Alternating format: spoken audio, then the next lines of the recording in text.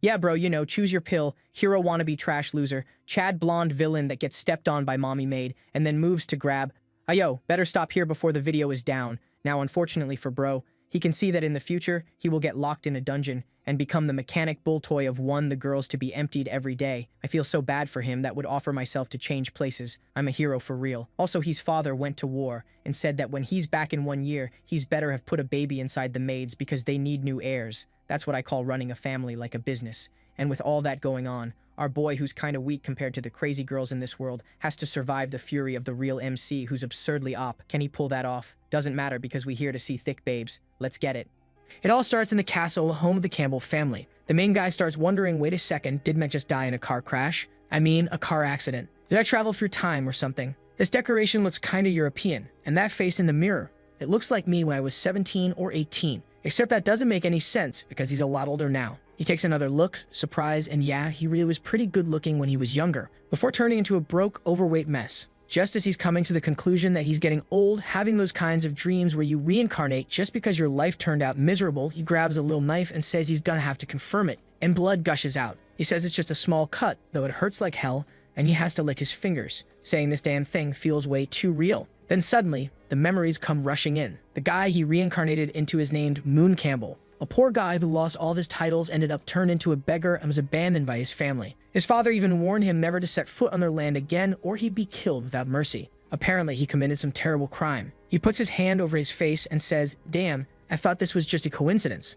but it's not. Unfortunately, I transmigrated into that mentally challenged guy's body, the blonde-haired villain who wasn't even an elite or anything like that." He used to read this story for a long time. It was called The Protagonist, the strongest woman in history. And yeah, you already know what's coming just from the title. It's a cliché story. The only difference is that the main character is a woman. She's got a family that abandons her, and then she sets out into the world, develops her skills, slays monsters, and becomes a hero. At the start of the game, that blonde dude, Moon Campbell, is one of the early nuisances, sending a bunch of people to try and take her down. But she ends up leveling up like crazy. In the end, his plan gets wrecked, he gets kicked out of the mansion, exiled, and becomes a beggar. 20 chapters later, no one even remembers his name. Reincarnating is great and all, but not in the body of a character who's just a stepping stone for the protagonist to grow. Just then, someone knocks on the door. He says to come in, and the maid enters the room, asking what happened. He says it's nothing serious, and she tells him the clothes for tomorrow's banquet have already been delivered. He tells her to just leave him there. But at that moment, she notices something odd and asks if he got hurt. He says it was just an accident, nothing to worry about.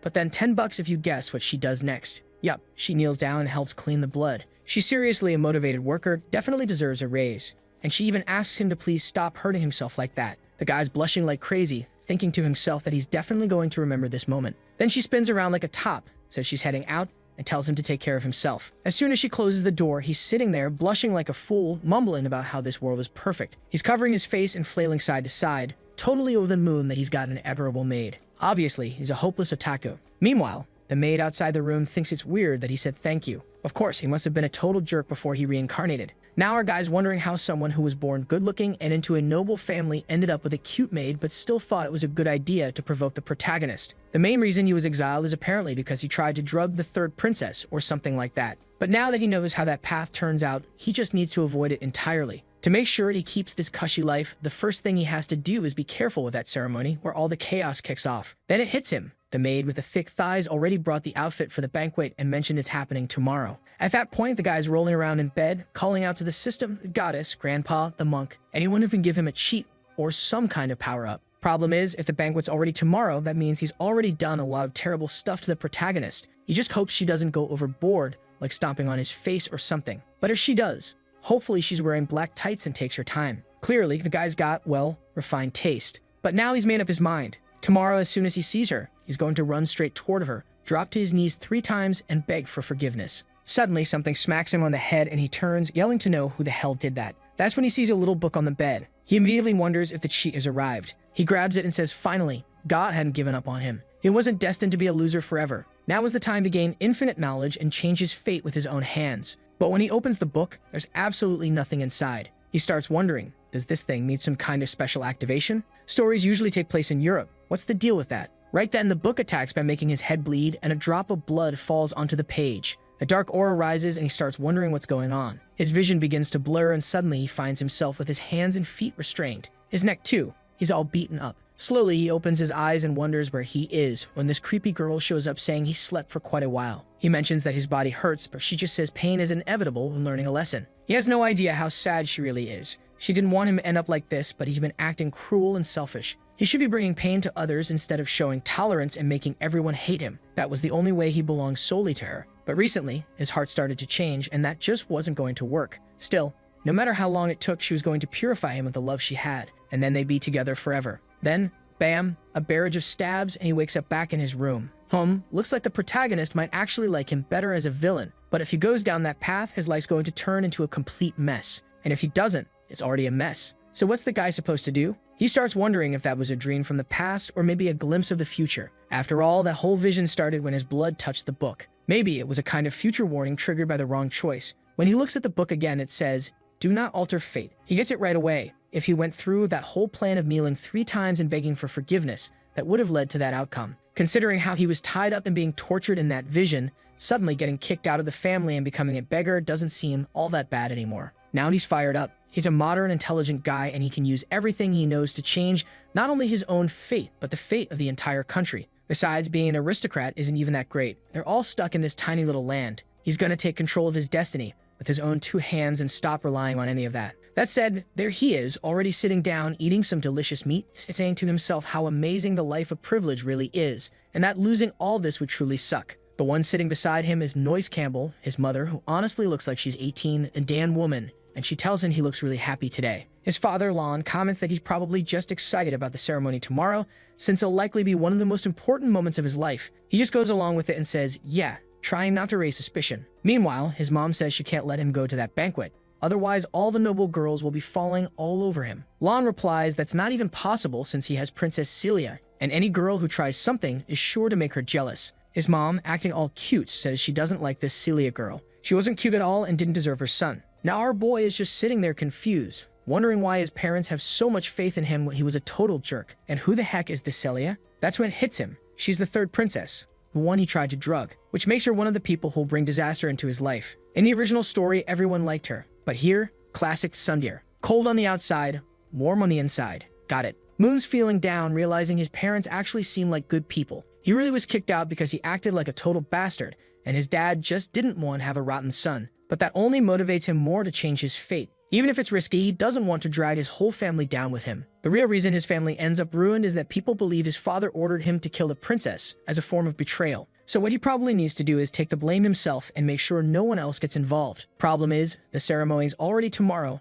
and there's no time left to be changing too much. What he finds strange is that if the event is so close, why doesn't he know anything about the drug that's supposed to be used? Is someone going to hand it to him? What's actually going to happen? While he's trying to figure all this out, a maid shows up and he accidentally bumps into her. She falls in a weird way, saying he spilled the madam's black tea. When he goes to ask if she's okay, of course, she flinches, thinking she's about to get chewed out. She sees the tea spilled on him and immediately rushes to clean it, but the moment she notices the mess, she's already convinced her life is over. She's going to get fired and probably be eating dog food on the street by tomorrow. The protagonist realizes that his reputation really does precede him, so he tells her not to worry that he's not going to punish her. What's this? The guy's smooth with it too. Pulls her into a hug and tells her to relax. She's all confused, trying to figure out what the young master's doing. Honestly, I'm wondering the same thing. What's with those hands? Then Anne shows up and calls out to him. He asks for the blonde's name, and she says it's Noel. He tells Anne to take care of her, but Anne says she and Noel still need to focus on getting things ready for tomorrow. They can't be slacking off now. He just tells her to hire more people to help. I mean, come on. How does a mansion this massive not have enough staff? Anne just bows and says, all right then. And our smooth talker, as always, buys himself some time as he walks off. Noel comments that it's strange the young master never let anyone help him before because he always said people were dirty, so it's weird for him to suggest that now. Anne adds that she's noticed something strange too. Maybe it would be best to move the plan forward before things spiral out of control. Back in the guy's room, he's searching through all the boxes. A poison that could take down the 3rd princess has to be some kind of high-level, insanely expensive hallucinogenic potion. That's when he finds a black market card. Clearly, it must have been used to buy whatever it was she ended up drinking. The scene shifts to the Chamber's commercial district. It's later at night, and the protagonist tells the others to wait there while he goes off to buy a few things. He moves through the area mostly unnoticed, trying to remember the route from the story. Eventually, he reaches a door and says, sewer rats. He shows his credential, and the guy welcomes him as a guest and tells him to come in. This is the Leopold Black Market. Potions, ingredients, magical creatures, even synthetic ones. And of course, a classic setup, slaves. One of the protagonist's allies was actually purchased from this place. That part's secondary though, because right now he's got bigger problems. He enters one of the rooms and is greeted by someone wearing a cat mask, who immediately asks what he's looking for. They've got every type of potion. He says he wants something that's colorless, odorless, works especially well on mages, and knocks them out for hours. He's probably going to buy it, use it, but won't actually do anything to the girl. Now I'm confused too. He's trying to follow the story, but I honestly don't know what he's planning anymore. The person in the cat mask says he must be looking to have a real fun time. If he wants, she can even recommend a few slaves. He says he's leaving, but she stops him, saying to wait. She'll get the potion. Moon says there's no way to tell if this is a man or a woman, and that's fair. Whoever drew this character sure made it tough. It's scary to even guess, so let's keep it neutral. The human being grabs a potion while our protagonist is thinking about how incredible that body is. Most likely, it's a stunning woman with a powerful figure running this whole underworld operation. At that moment, the door opens again and someone else walks in. Judging by the black tights, you already know what time it is. Does our boy have an eye for detail like that too? The person says they're there to buy an extremely strong drug that targets mages and leaves no trace behind. The seller is confused. This is a potion she rarely sells, and now suddenly everyone's asking for it. Moon's taken aback. He didn't think women had that kind of taste too. He feels bad for whoever's about to go through that whole ordeal, but there's nothing he can do to help. Then the woman tosses 2 vials onto the table and says that's the one everyone's been looking for. Even though the liquid inside was bright in color, mixing it with wine would make it totally unnoticeable. Just a few drops weren't enough to knock out an elephant for 2 to 3 hours. He's stunned by how strong it is. The masked girl says that if he doesn't believe it, he can try it himself. He'll just have to sleep on the floor for 3 hours and still pay full price. The only catch is the cost. 130,000 amelias, the local currency. The masked woman standing nearby, though, says she doesn't have amelias but has another way to pay. She shows a letter, and the seller says it's hard to accept something with that kind of value as payment. She reads through it and asks if what's written is really true. The mysterious figure says the seller can use her own skills to verify it. Mysterious or not, let's be real. It's probably Anne. Who else would it be? The seller says, all right, the potion is hers. The masked woman grabs it, thanks her, and starts heading out. Meanwhile, Moon just says to charge it to his card. The seller hands over a bonus potion and says if he combines it with the other one, the experience will be way better. He thanks her, tucks it into his bag, and asks about the info the other woman gave her. But the seller, clearly not too concerned with honesty, says they're old friends. And if he wants the information for a fair price, it'll cost him 900,000 amelias. He gives her a look and turns away, saying he's not interested. That scam artist was trying to charge him 7 times the price right to his face. No way he's falling for that. He's from the modern world. He already knows a trap when he sees one. As soon as the door closes, the seller says she hopes to see him again soon. She then takes off her mask, and of course, it was a woman. Now she knows exactly what's about to go down at the mansion, and she's wondering who she's going to sell all that info to. Obviously, the most interesting move would be to sell it to both sides and stir up total chaos. Could she be the protagonist? She definitely has that kind of look. The next night, over at the Campbell Palace, it's full of clueless nobles wandering around, and there's our guy right in the middle of it. A mustachioed gentleman shows up with his 3rd daughter, saying it would be wonderful if she got to meet young Mr. Campbell. She glances at our boy and starts trembling, then dashes off, dress fluttering, yelling that her mother was calling her. Honestly, that reaction looked more like fear than anything else. The father apologizes, saying she's a bit scared, and Mood just says it's okay. That's when he starts noticing none of the girls seem happy to see him. Clearly, his reputation has taken its toll. Still, his father, Lon, places a hand on his shoulder and says he's impressed with how the boy's been behaving. He's really stepping up, and tonight, he'll stop being a boy and become the man of the Campbell family. Moon thanks him and says he'll do his best. Suddenly, someone at the entrance calls for silence. The 3rd in line to the throne of the Leopold Empire is about to arrive. Blessed with the purity of snow, known as the Ice Goddess, the 3rd princess, Celia, who looks suspiciously like Payman from Genshin Impact. Lon says he's going to go mingle with the rest of the guests and asks Moon to take care of her. Moon goes right in, calling out to the princess, saying it's been a while. He compliments her appearance, and she even has the little sparkles in her hair like Payman. My god, the girl's got real presence. She thanks him for the compliment. He's acting all sweet and gentle, and she's starting to think something feels off. Then he says she must be tired from the trip and suggests she go rest for a bit. As she walks past, all the nobles bow to her, and she's over there thinking, what's up with this guy today? He's being way too polite. At that moment, it seems like Campbell is overhearing people talking about some illegitimate daughter who apparently had a duel with her husband. I'm kind of confused too. Seems like folks don't like her because she's illegitimate, got divorced, and now wants to qualify as an heir. The rest of the party tells them to stop saying stuff like that. It's crazy talk. Ah, of course, right? Who's arriving now? The protagonist, the main character of this world. Ariel Boogerd, the one with black hair on the left. Honestly, she's pretty basic, you know? But it makes sense. If you think about it, protagonists are usually kind of standard, black hair, plain face. And there she is, acting all normal, greeting Mr. Moon. He's all awkward and responds that he's doing great and welcomes her. But then, out of nowhere, this big guy steps in and asks how she can speak like that to the young master. She was being a bit casual, and our boy tells the guy to shut it, saying it's fine. She can talk however she wants. He's already been polite enough. At that point, she practically has a mini meltdown. She's wondering why this guy who used to treat her like some terrible illegitimate daughter now suddenly knows how to pronounce her name. Her friend is watching Ariel all confused until someone reaches out a hand and calls for Miss Leah. Another one startled, because Campbell knows her full name, Miss Leah Angel. He reaches out to take her hand, but Ariel slaps it away and tells him to knock it off with the scheming. She grabs him and tells him to listen. She's here because of his father, so he better not try anything shady. If he even thinks about doing something awful to her or Leah, she'll make sure he never walks out of there alive. With that, she walks away. I already like her. She's putting on the righteous hero act, but we both know she wants him to cause trouble.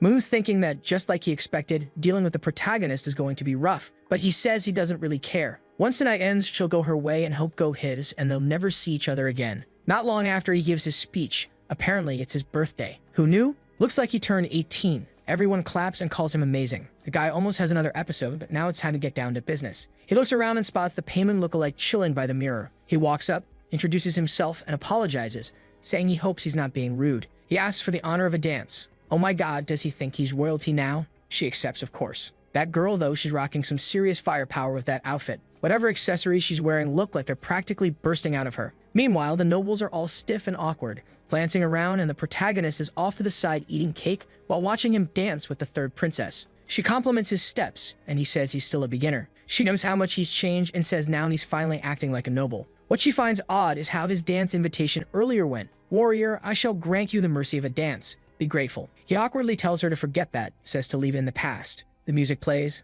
Let's go, people. We're deep in the plot now. They're dancing, she's praising him, the usual stuff, and then, what's this? He slides in close behind Payman. Is he calling for backup, adventurer style? That's when she says they need to have a private conversation. She already knows this marriage is just political arranged because of their families. He replies that if she wants to cancel it, they can work together to make that happen. She pulls back slightly and says they'll talk more about that later. Then she asks, how about they head to his room right now? Man, he's caught off guard. But it's too late, she's already pulling him away. Off to the side, there are two mischievous maids watching everything unfold. They're whispering about how that girl went off with that mentally challenged master. You know what word they're thinking. They say they've got to act fast because that's Lionheart territory now. Back in the room, he offers her a drink. She politely declines, saying she can't have even a single drop. Now Moon's in real trouble because he has no idea how the original protagonist actually managed to win this girl over. On top of that, he still needs to give her the potion. But if she's not drinking anything, he has no clue how he's supposed to pull this off. He asks what she likes to drink, and she says coffee. But then she quickly changes and offers to have black tea instead.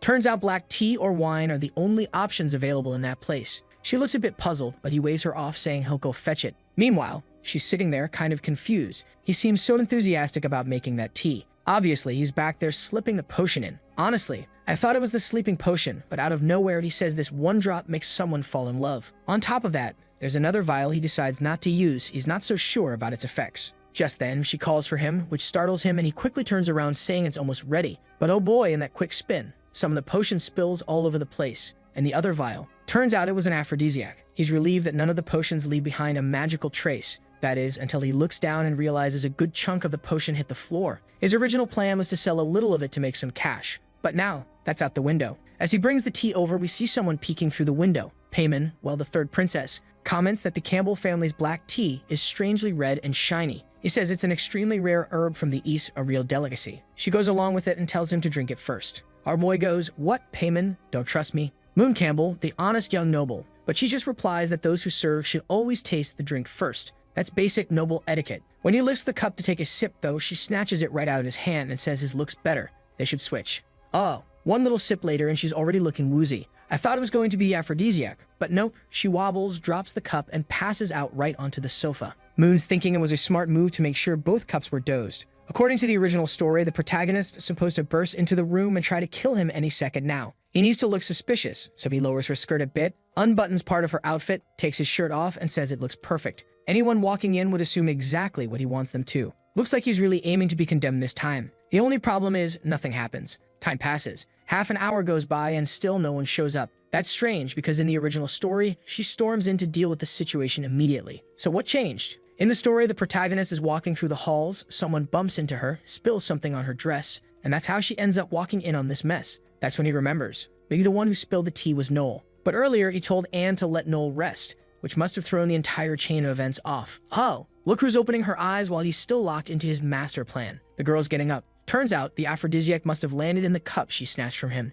Now he's standing there, confused, wondering why the room suddenly feels cold. Then bam, a hand grabs his face, a blast of freezing magic slams him to the floor. He begs Payman to calm down, saying he can explain. But she shuts that down, saying there's no need for explanations, let's just say that. That's when he realizes something's not right with this girl. He says he's going to get a doctor. Too late, his wrists are already pinned. She murmurs that her body feels cold and his feels warm. He begs her to calm down, but nope, she dives in with a kiss. The guy's praying that Ariel shows up to save him because if not, this little act is about to become all too real. Speaking of the tough one, there she is, walking through the halls, annoyed that her dress is stained. Then she hears some strange sounds. That's when Anne shows up and tells her this area is restricted. Ariel finds it odd, and Anne quickly offers to clean her dress, since that's the issue. She casts a spell, the outfit looks spotless, and Ariel's pretty impressed that even the maids around here know magic. That's when one of the maids casually mentions something about a pachichi cake, saying it'll be served at the party, and right away the protagonist lights up with joy, thanking her all cheerfully. Anne gives a little smile, but then turns around with that classic evil look on her face. Of course, Ariel's not that dumb. Or wait, maybe she is. She senses something off, like the smell of blood in the air, but then brushes it off, saying she's in the Duke's mansion and isn't getting involved. Besides, she's confident that Payman can handle that spoiled brat on her own. Nothing beats cake, so she's not worried about any of it. Nearby, those same shady maids are wondering if Ariel was the target. The one with gray hair says no. She was the target of a guy named Number 9, but she managed to kill him, even though it was a higher rank. The darker-haired maid tells her to hurry up, warning that if Campbell shows up, the mission could fail. But her partner says not to worry. She already checked the situation, and the action was in full swing. Meanwhile, our boy is a total wreck, scratched up, exhausted. What the hell happened? Wait, nothing actually happened. He was just struggling to defend himself. And now Payman wakes up, puts a sword to his face, and demands his final words. He tries to calm her down, but she just says he's going to the afterlife without saying a thing. He starts to panic. He's not even sure if he'll get reincarnated again. So he blurts out that his intentions came from real love. He's there, glowing with emotion, hoping the gods grant him a second chance, only to almost get his neck sliced open. She coldly says he really is disgusting. He apologizes and asks her to chill, saying they didn't even go all the way. But she snaps back that he's filthy for even calling those sincere actions. If he had actually tried to win her over with real effort, maybe she would have accepted the marriage. But instead, he went the sleazy route. Drugs and trickery. He tries to explain that he never meant to insult her. She cuts him off and orders him to get on his knees. Then suddenly, something on the other side of the door catches her attention. She grabs him by the neck and forces him to command everyone outside to leave. She throws him to the floor and tells him to get dressed and deal with whoever's at the door, because he's about to die anyway. The poor guy's stuck between three awful options: get killed by Celia, be hanged by the king, or end up trapped in some strange dungeon by a mysterious stranger. Wait, was that the protagonist? No. It looked like some other lunatic. Meanwhile, the other girl is casually putting on her tights, saying he'll be dead any minute now. Moon opens the door to see who it is and jumps. It's that same maid, saying they spent some time together and she brought food. He tells her to set it down and thanks her. But then he realizes he's never seen her before. So who is she? She says she was hired to help with the banquet, which he finds strange considering no maids or new staff were supposed to be brought in. She agrees and then suddenly dashes forward, knocking him down. In that moment, he realizes her real target is Payman. She leaps in with 2 knives.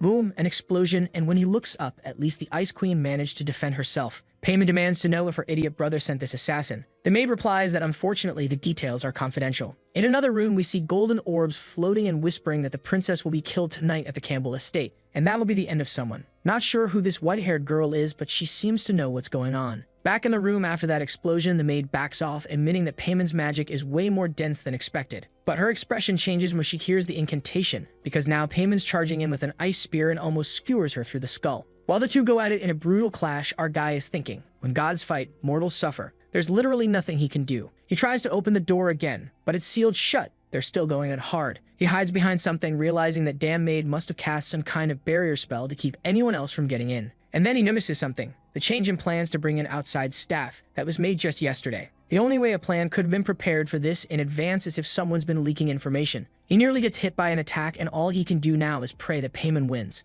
But then looking over at her, still standing there all fierce, even beaten up and gripping that spear, he starts wondering if that's really a good thing. She might just kill him too. Honestly, maybe it wouldn't be so bad if she died here. No one would ever find out. That's when the maid says Payman really is a genius. And Payman responds that she can already feel someone using gravitational magic to mess with her footwork, meaning there's someone else involved. She commands the maid say who it is, or else both of them are dying here. The maid just says that, as the rumors claimed, Payman truly is a genius. Payman snaps and tells her to shut up and speak. Who's behind this if she wants a chance at being spared? But the maid says she's not here to kill anyone, just to buy time. Suddenly, the whole room starts shaking. That's when the gray-haired maid says the chamber is now fully sealed. The other one reaches into her pocket and pulls out a vial, declaring that she offers the lives of 100 children as a sacrifice to the Lord of the Melted World. Payman instantly recognizes it as the power of a dark god, but the maid just smiles and asks that he come down and suppress this world. A red energy floods the room, slams Payman against the wall, and she knows if those rats show up now, she doesn't stand a chance. The maid confirms it. They're rats, sure, but the real target tonight is the princess. She goes in for another strike, but Payman grabs the dagger from our protagonist and blocks the attack. The maid is shocked. This girl, bloodied, her tights shredded, beaten, exhausted. But she avoided the vital points. Still, it didn't matter. She had no blood magic left. One brutal kick to the ribs sends her crashing into the floor. But Payman's built different. She gets back up. The assassin says she'll make her death a painless one and lunges for the finishing blow. Blood sprays, but guess what? Our boy jumped in front and tanked it. He literally took the hit head on. No blocking, no deflection, just pure courage. Guys, remember that moment when our protagonist got stuck at the table? I'm pretty sure it was Anne behind all this. I don't know how I didn't connect the dots. 1 + 1 is 2. It was her. The damn girl's even on the story cover. Anyway, back to it. Anne's calling his name and Payman wants to know why. He's on the floor, spitting blood, and suddenly remembers when the other maid opened the door earlier and told him he could leave. He considered running, but realized he couldn't. So he calls out to Anne and asks what she thinks she's doing. Anne just tells the useless fool to stop getting in the way. But Payman walks past him and slashes her neck deep. The girl drops to her knees and the ice princess just declares that it's over. Now our boy is lying on the floor, barely clinging to life. Payman kneels beside him, realizing that if he jumped in to protect her, then these weren't assassins he hired. And what really throws her off is that he protected her without thinking, because if she had died, no one would have ever known what he did. But he says none of that matters anymore. Just like she said, he chose to act like a true man. Damn, that one hurt. But of course, this is Payman we're talking about. She coldly says that based on his pulse, he's got enough strength to say maybe 3 more sentences. So he better make them count. She'll pass his final message along to the Duke. He reaches up, touches her face, and says, truthfully, that he's sorry. In the end, he really did have feelings for her. Then his arm hits the floor. Man, he went out like a legend. We know he's not actually gonna die, but if he did, it would have been epic. Still, Payman isn't having it. She says that Bastard doesn't get to die after apologizing like that, not after everything he did. She calls his name and tells him she's not accepting any of that curse apology. He's going to live and pay for every single thing. In the middle of the void, there was Moon floating, feeling dizzy and flushed with heat.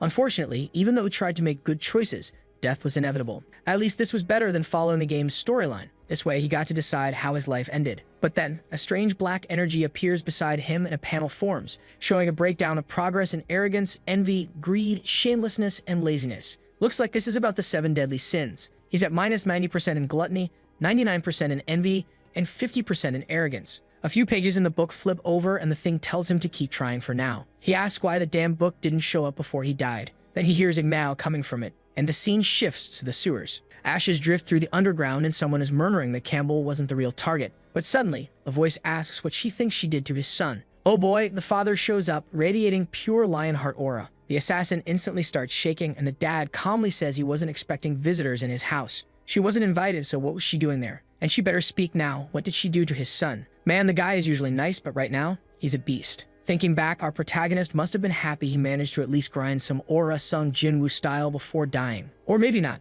because now we're back in the bedroom and Anne is sitting right next to him. That same Anne who we now know is dangerous. He wakes up and she's right there, asking if the young master is feeling any better. She asks if he needs a doctor, and as he tries to get up, saying he wants to go to the bathroom, the pain in his chest hits hard and he falls right into the soft sheets. He apologizes, saying his legs feel strangely weak, but now he needs to be careful. He can afford to be kind with her. She's absolutely not to be trusted. She tells him that his fiancé asked her to take care of him, so he should know she'll be staying close for the time being. Then she says she's going to help him bathe and immediately starts going for his clothes. He quickly asks her to calm down, saying that just now he started feeling better. She says fine, she'll let him be independent, but still picks him up and takes him to the bathroom. He tells her to get out, that he has stuff to take care of, and a little later we're back in the room. Soon after, she tells him he slept for 3 whole days. And it was Princess Payman herself who asked her to look after him. He barely survived, lost a huge amount of blood, and went without oxygen for too long. He got lucky that Payman managed to use some magic to keep him alive. Hearing this, he realizes she probably didn't say anything about the potion incident. But then Anne says the princess did mention something important. What she actually reveals, though, is that they uncovered the whole assassination plot.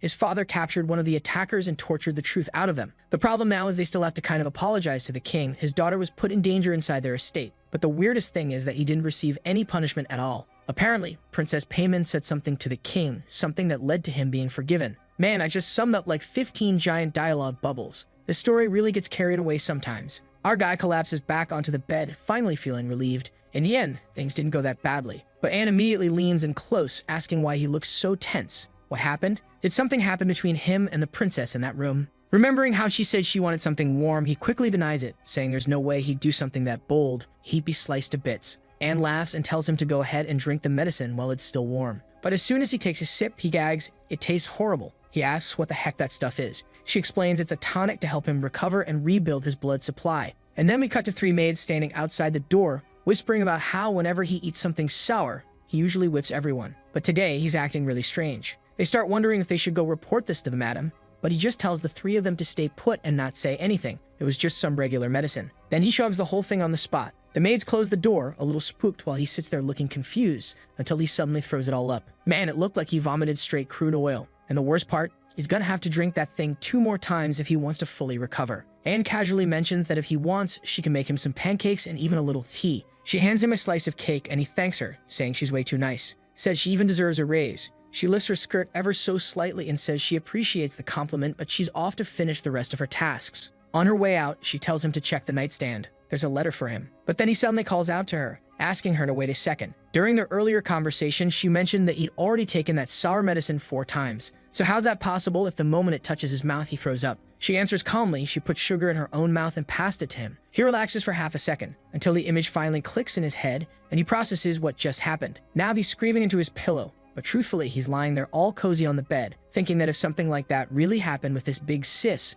life might not be so bad. But then he suddenly remembers he also kissed Payman. That's when he goes to grab the letter, and it says she now considers him half a man. He sighs in relief. At least the crime situation was avoided. A little while later, his mom's all emotional, relieved that he made it out alive despite how dangerous everything got. He downplays it, saying it was nothing serious, but she tells him to go look in the mirror. There's a crater in his chest. He shrugs it off, saying it's just a scratch. As long as he survived, he's fine. His dad agrees, saying a scar like that is more like a medal. It's thanks to him saving the princess that they were able to avoid the disaster this could have turned into. Now that I think about it, there's not a single normal maid in this entire world. Even the one standing next to him now looks like some towering warrior. Moon says he wants to know everything that happened. His dad explains that the 3 assassins were captured. It took a lot of effort to get them to talk, but eventually they got some info. Turns out they weren't trained death warriors or professional killers. They were followers of someone called the Withering King. Moon's confused. He doesn't remember that name ever coming up in the original story. His dad explains that he's some kind of ancient dark god responsible for countless horrors.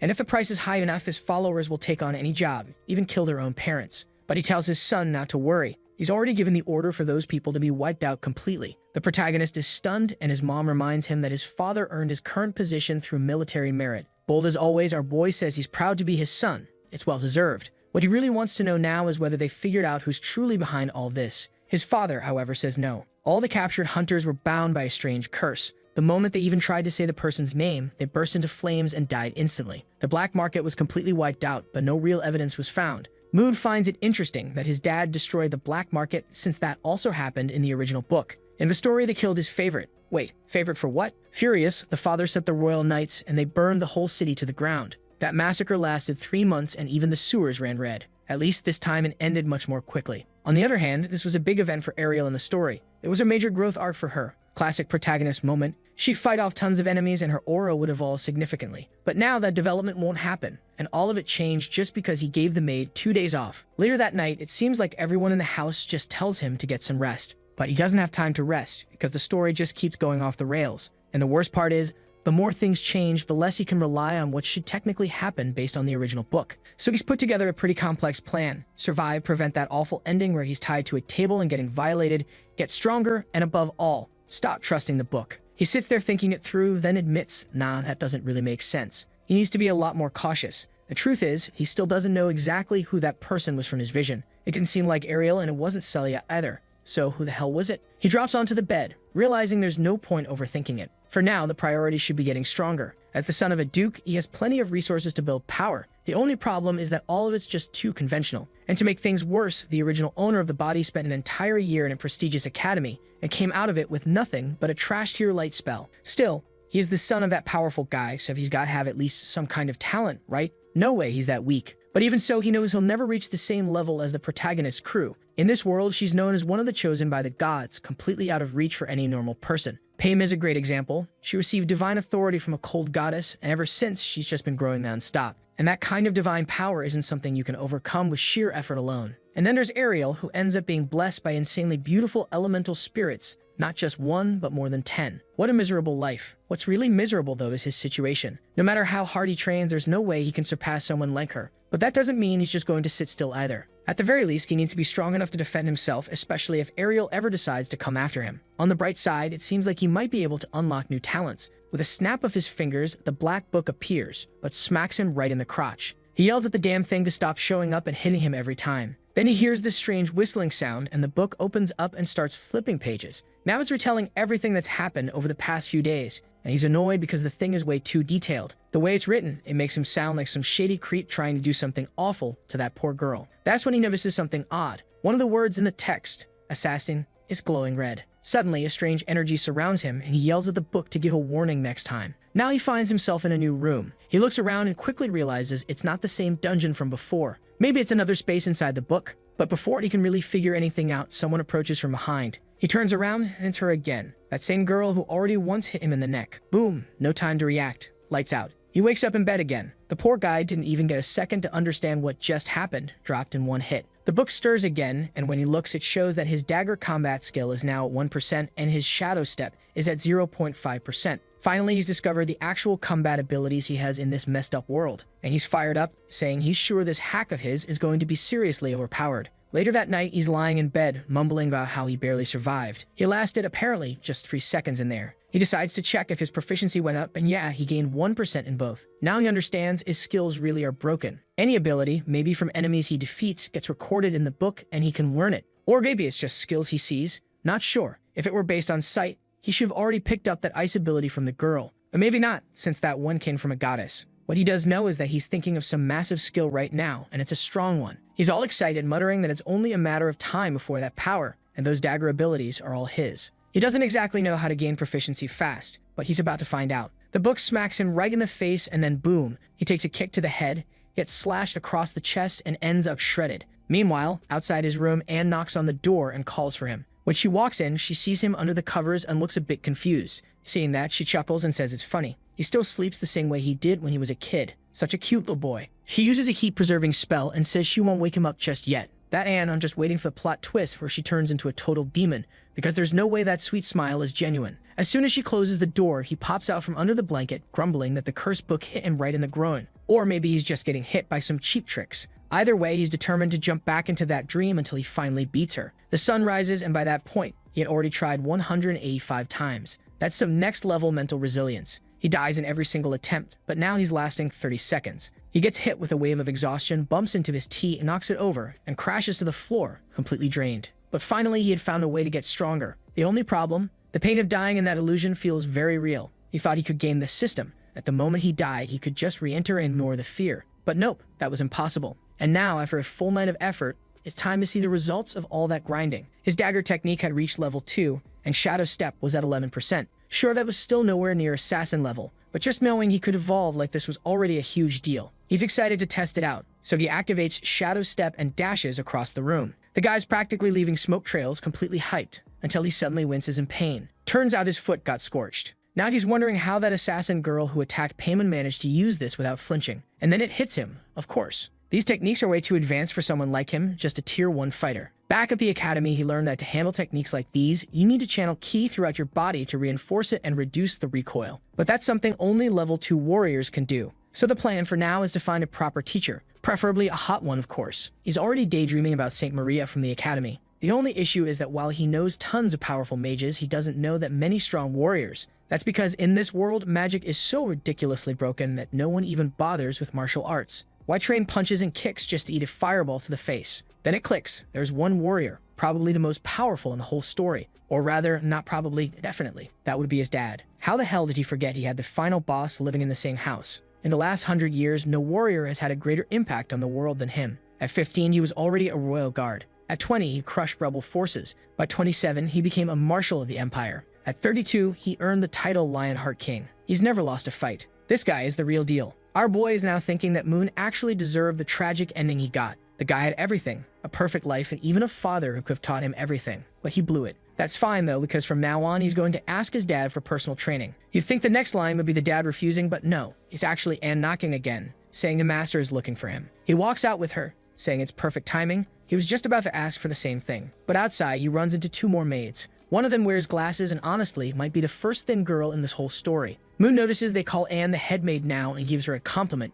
Guess she got promoted, huh? She explains that the other one, the previous head maid, resigned right after he woke up, so she ended up taking the position. He feels like maybe she got kicked out because of him, which is a little confusing. But she tells him not to worry, that even though she won't be the head maid anymore, she's still part of the household. And that's when his mother gives him this very peculiar hug. Alright, illustrator, let's maybe tone it down a bit, yeah. She's hugging him and saying she wants him to call her mommy 1,000 times. Then she presses his head to her stomach and tells him to listen. Turns out, yep, she's pregnant, which means he's going to have a little sibling. Right then, the father walks in, telling her to take it easy. The boy just got out of bed after recovering, so maybe don't get too excited. A bit later, Moon's surprised to find out his dad is heading back to the front lines. Also, can we talk about the maid standing next to his father? She's massive. Clearly, the Duke himself was in charge of hiring all these women, and we can already tell what kind of taste this guy has. Refined, I'd say. He says that this afternoon he's returning to the front and will be gone for at least a month. During that time, Moon needs to stay in the capital. He turns to Miss Faye and says he's counting on her to look after everyone. Moon, however, tells him he shouldn't go. There are other generals in the Empire, and besides, he's a duke. But his father explains that unfortunately, after nearly a decade of silence, things have gotten urgent. There are signs of abyssal demons near the borders. But Moon knows what this actually is, a distraction meant to divide human forces. The real invasion doesn't happen until 3 years from now, when Ariel finally rises as the savior. The problem is, even though his dad said a month, he'll probably be gone for 3 years, which means Moon's plan to learn swordsmanship from him is completely wrecked. A griffin and carriage arrive and his father waves goodbye, telling his wife not to cry. He'll be back soon. He calls Moon over and says he was impressed when he risked his life to protect the Empress. That was the courage of a true knight, the kind of bravery that runs in camel blood. He reminds him of their family symbol. The sword represents strength, and they are the blade of the Empire. The dragon symbolizes the enemy they must defeat. In other words, they are the weapon of the entire realm. At some point, every man in the family must step onto the battlefield. He's not sure if Moon will follow that path, but that doesn't matter. What matters now is that he's become a real man. And because of that, his father promises to invest every resource he didn't have in his youth, so Moon can become even stronger. Moon just stands there, silent for a moment, and then his father says it's time to talk about something serious. He wants to know what Moon really thinks about Anne. Caught off guard, Moon says she's nice, but why bring that up? His father explains that he's watched that girl grow up. She comes from a good family, she's smart, and most importantly, she sees him as more than just her master. If Moon doesn't want to lose her, he better do something about it soon. Now Moon's standing there totally thrown off. What is his father even talking about? The Duke decides to be blunt. The family needs more heirs. His wife's only just now having their second child, and with him going back to the front lines, there won't be time to make more. Moon nervously mentions that he's technically engaged to Payman. His father brushes it off, saying that's just political. Even if they do get married in the end, she'll be the main wife and Anne can be the secondary. Then his dad's face turns serious. He delivers the final verdict. In 3 years, when he returns, Moon better have a child. That's it. That's the plan. What kind of ruthless dad throws Anne at him like that? I wouldn't want to be in that situation, honestly. That's a hard pass for me. As soon as the father leaves, Anne steps into the room and says she heard her name mentioned. She wants to know if he needs anything from her. Honestly, I thought Moon would dodge the question, but nope. He goes straight to the point and says they need to have a kid, because that's what his dad just told him to do. But he thinks it's just a joke, so she doesn't need to take it seriously. Her job is to be a maid, and in the future, they'll each go their own way. Then, out of nowhere, he starts saying she's the perfect woman, and he's sure she'll find an amazing guy someday. And if she ever meets someone, all she has to do is tell him in person. He'll give her his blessing to leave. And then, with all the confidence in the world, he puts a hand on her shoulder and tells her to be brave and go find her own happiness. Meanwhile, he walks off feeling great, thinking he just pulled the perfect move. But is he actually into her? Feels like he is, doesn't it? But just as we expected, yeah, that didn't sit right with her at all. She's literally shaking with rage, whispering through clenched teeth that he really has changed. She can't wait any longer. It's going to have to be tonight. And here we are tonight. Our boy's lying there thinking how nothing is going the way he planned. He thought he'd get help from his father to get stronger, but now the guy's gone. So now he's got to figure it out solo. For the time being, he's avoiding the academy, since half the people there are close to the all-powerful protagonist, and that would only make his situation worse. He needs to master the basics first. Only after that can he head out into the world. He closes another book, grabs the dark book, and when he opens it, it's got a record of everything he read in the others. Actually, he only needs to see the cover and flip a few pages to learn the content. This little book is perfect for leveling up fast. Too bad that right at that moment, Anne walks in, acting all innocent. Watch her reading. He brushes her off and asks if she brought him something to eat. She says yes. He tells her to go easy on him, but she just responds that this is part of her duties. She brought vintage wine. Only 100 bottles are produced per year, and it costs over 200,000 coins. But he says he's not in the mood. He's still studying, doesn't want to get distracted. but the bottle's already cracking in her grip and she asks him what he would like to drink. He says coffee to help him stay awake and focused, but she replies that they only have wine or black tea. Strange. That sounds oddly familiar. He pauses, thinking, wait, this feels familiar. She hands over the cup, apologizing, saying the coffee beans were eaten by rats, so she'll bring fresh ones tomorrow. Oh my god. This idiot doesn't even look at the cup. He drinks it, gets hit with a shock, the cup crashes to the floor, and his vision goes blurry. He starts collapsing, asking why she betrayed him. But she grabs him gently, saying she would never do that. She tells him to sleep peacefully. She says her heart is shattered. She loves him so much, so how could he say something like that? He's changed too much, and now he needs to be purified with her love. He better accept it, because they're going to be together forever, until the world ends. He opens his eyes, and where is he? You already know. Hands and feet bound to a board. The prophecy girl is standing right in front of him. This prophecy's curse, I swear. She's already taking off her uniform, saying that damn black market guy never fails. He tries to ask what she's doing, but she immediately replies he knows exactly what she's doing. Then she says that 10 years ago, when he was just 8, she stood by his side. From that moment on, her existence has been for his sake. In return, his existence is now for hers. And now she has to fix him, put him back on the right path. Moon says he has no idea what she's talking about, asks her to let him go, but she just hushes him. Don't say anything. I'll take care of everything. Tonight, head to toe, inside and out. His body, his soul, every scent, every strand of hair, every drop of blood. All of it would belong to her. Well, at least he doesn't have to worry about impressing his dad anymore. She's definitely taking care of that. Honestly, I was expecting some kind of twist, someone barging in, stopping the scene. But nope. Our boy wakes up the next morning, eyes all tired, looking absolutely drained. It happens so many times. Head lose consciousness, wake up in the middle of it, then pass out again and wake up once more. He just couldn't believe it. The same person who originally turned Moon into a worthless mess, and the same one who chained him up like this, was that damn Anne. He says she took him out in a single hit, and even though he was mentally prepared, it still hurt like hell. He begged her to stop with this madness, to let him out of those cuffs and give him a chance to escape. But she said not a chance. Compared to all the years she spent waiting, this pain was nothing. Dear God, alright, author, watch yourself. You're really skating the edge here. I don't even know how to comment on this madness. Still, our guy's pretending he's in agony, but in truth, he admits the sensation was amazing. Even so, he knows she's going to kill him if this keeps up. He needs to escape, fast. But man, he's locked in with steel cuffs bolted straight into the wall. And that Limitic, she just asks what he thinks he's doing. He says his wrists were hurting and he just wanted to stretch them a little. She says it's too late for that now. There's nothing she can do. She says she's going to miss him like crazy, but unfortunately, she has things to take care of around the mansion. Otherwise, people might start to suspect something. And on top of that, she's wondering if maybe it'd be better to just kill everyone in the house, since he belongs to her now. That snaps him right out of it. He panics and begs her not to do anything like that. Before she finishes getting dressed, she asks if there's any maid in this place he might be into. Hopefully, not Noelle. He tells her she's lost her mind. There's nothing going on with anyone else. She laughs, tells him to calm down. She's just teasing. As long as he behaves, she promises not to hurt anyone in the house unless she absolutely has to. He begs her to let him go.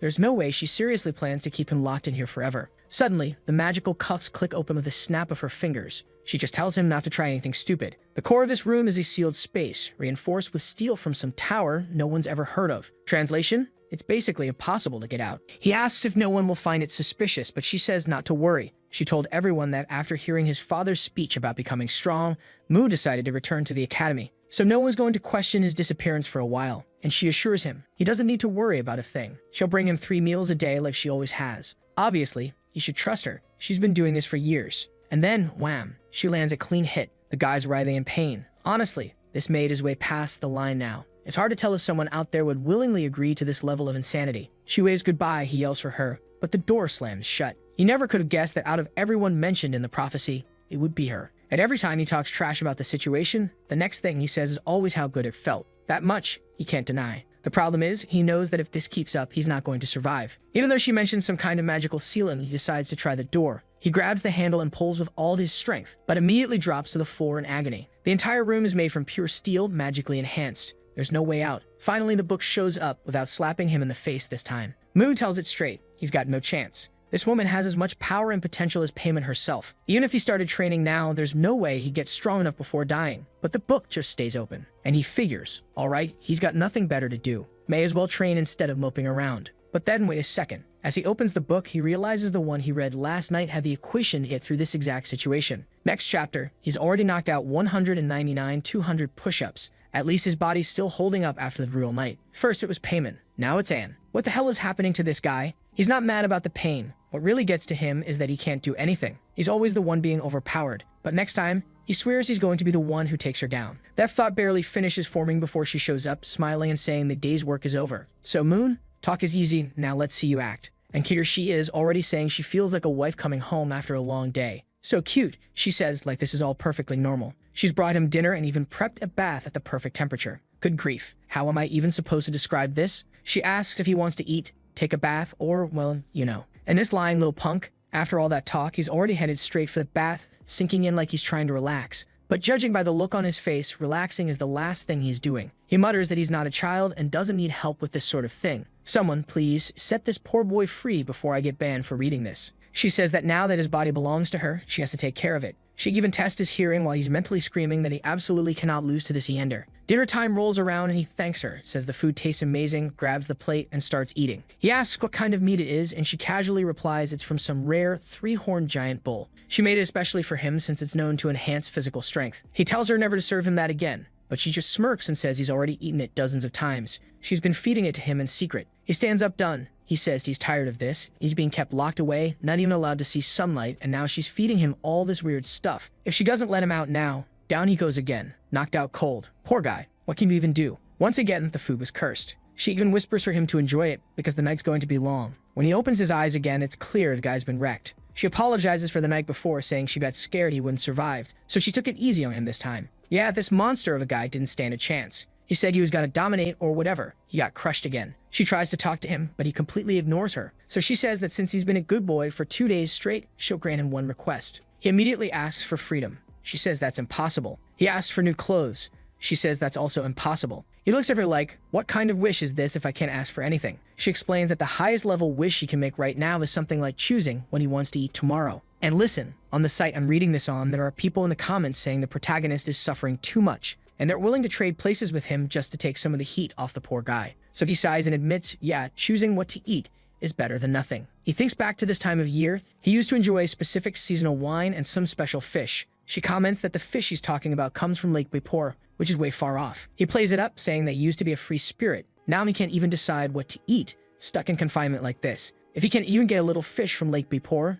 then what's the point of life? She calls his name, but then says fine, she'll get it for him. Immediately, he grabs her arm and thanks her, all grateful. And this guy's throwing in hearts now. He says he's suffering, but is he really? He wishes her a great day at work and tells her he'll be waiting at home for her. She short circuits on the spot, completely flustered, and then suddenly runs in, kisses him, and he's just standing there stunned. I don't even know at this point. Is he playing 4D chess, trying to mess with the villain's head? As she's leaving, she mentions that the journey to Lake Bipor will take until tomorrow afternoon, so he better get some rest. And once she's outside, she's visibly holding herself back, muttering that she almost couldn't control herself. The young master really is the cutest thing in the world, and she can't wait to bring him that fish just to keep spoiling him more. While he's thinking that maybe, just maybe, he'll finally get a moment of peace and a full night's rest, he figures that means it's time to pull out his favorite treasure, the book. Gotta grind a little more in those simulated training spaces. It looks like he's asking to enter a simulation called the Space of 1,000 Locks, based on one of the books he read to level up his ability to break magical seals. Meanwhile, somewhere under the rain and brewing storm, someone's warning a certain girl that Lake Bipor is extremely dangerous right now. She should back off. As the person reaches to grab her hand, she activates a power and stabs him in the hand,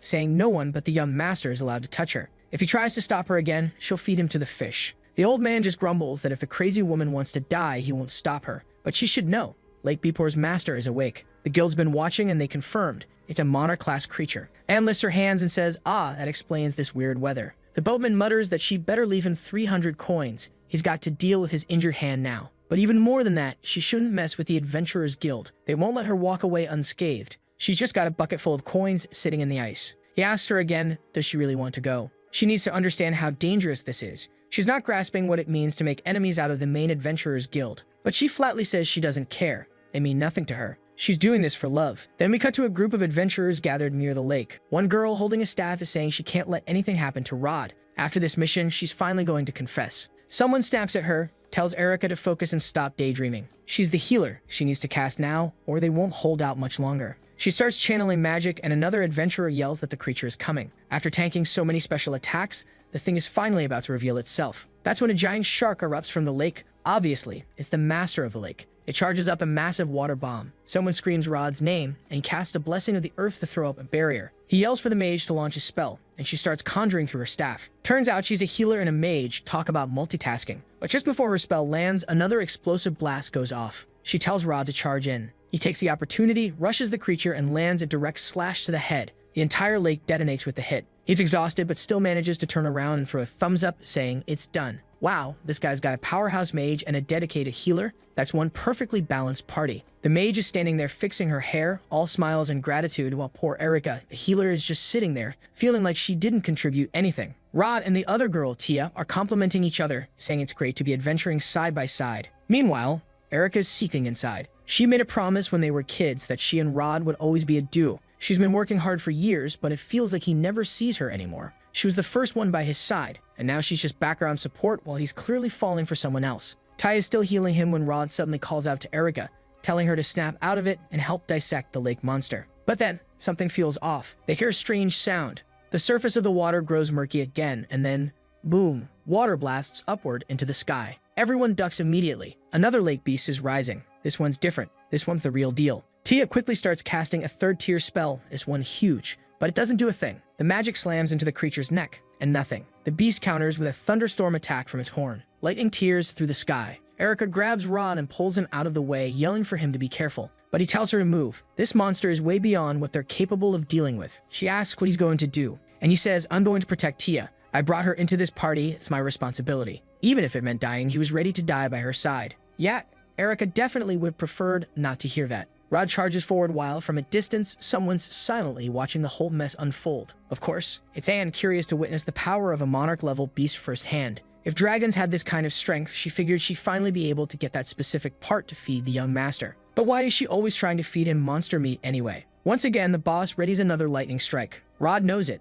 This is the end for them. But just then, Anne casts a binding spell. A bolt of lightning crashes from the sky and slams into the creature. When Rod looks again, the beast is falling back into the lake. Even the attack it was about to unleash had been completely cancelled. Someone checks on Erica, asking if she's alright. It's Anne. She tells Erica to stay out of it. She'll be the one handling this monster. And with that, she activates another restriction, and Erica realizes this woman is manipulating liquid metal. The creature starts getting pierced from every direction. And Anne, calm as ever, is forging a sword out of midair as she floats toward the beast like she's walking on air, saying the monster would pay for scaring away the fish she came all this way to catch for the young master. The price for messing with her plans was death, one clean slash. The creature is sliced clean in half and sinks back into the depths. Rod watches from the side, speechless. He can't believe a monarch-class beast was just taken out like that. Yeah, our sweet protagonist got a lot of work ahead if he ever wants to break free from that. Erica runs over, checking on Rod. He says he's fine, but Taya's not doing great. He's got a few healing potions, but they won't be enough. That's when he asks Erica to go talk to that woman. He wants her to find out if she's an adventurer, and if she'd be interested in joining their party.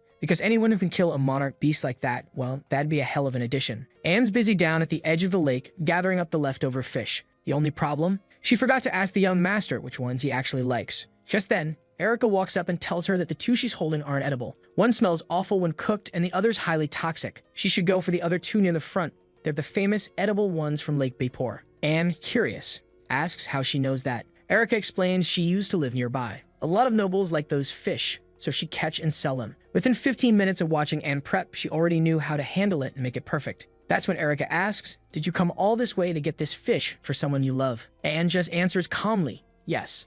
The person she loves wanted fish, so she came. Erica replies, "To have someone you love that much and to have them receive that love from you, they must be really lucky." Anne pauses, reflecting on how her love is received, which right now involves the guy unconscious in a dark room, and says, "Yes, he's very lucky. I'm sure he understands the depth of my love." She turns to leave, but Erica calls out to her, asking her to wait. She says it's about love. She has a problem, and she wants the opinion of a mature woman like her. Anne sets the fish down and replies that love is the kind of problem where the solution isn't always clear. But since Erica helped her figure out the fish situation, she'll try to return the favor with some advice. Erica starts with the classic line, "So, my friend, she's like someone for a really long time." But she doesn't know if this person feels the same. Her friend's kinda shy, a bit naive, and now there's another woman in the picture. And ever since, he's been treating that new girl better. So now she's thinking of giving up. Anne listens carefully, then asks how much this friend loves that guy. Erica immediately replies, "It's not me, it's my friend." But Anne cuts the act. Enough with that. Just say it. Erica finally admits it. Yes, it's her. She's loved him since they were kids, for over 10 years.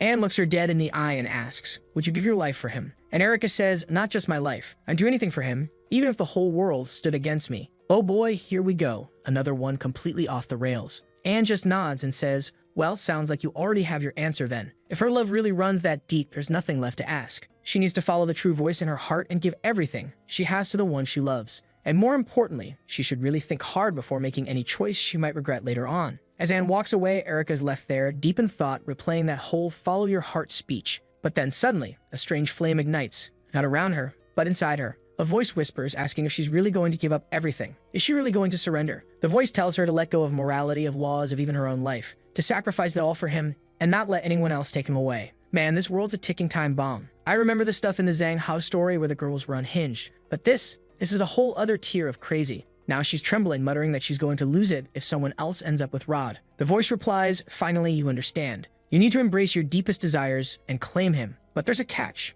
Rod's strong. So if she wants to make sure he truly belongs to her, she'll have to break his arms, slap a collar on him, and reduce him to nothing more than a pet. Yup. The demons in this world, there's something else. Meanwhile, Rod's sitting by Tia, practically saying a prayer over her. He turns to Erica and asks if she's okay and what happened with that other woman. She says she's fine. The lady didn't do anything, she just took a little while because she ran out of mana. The only issue is that she's a maid from a noble family, so she won't be able to join their party. Rod says that's fine. What can you do? He just wanted to thank her in person. Tia agrees. If it weren't for that woman, they'd all be dead. But then Tia adds that she noticed something strange. A weird mark on Erica's chest. Erica quickly covers it up and brushes it off, saying it's nothing, probably just from the impact earlier or some kind of magical backlash. She'll get it checked out later. Rod picks Tia up in his arms and says she's right. They need to find somewhere to rest. The two of them are all soft and flirty while Erica just watches from a distance, eyes dark, something definitely not right. Next morning, our poor boy wakes up looking like a wreck, probably trained all night because of course she's already back saying she finally returned.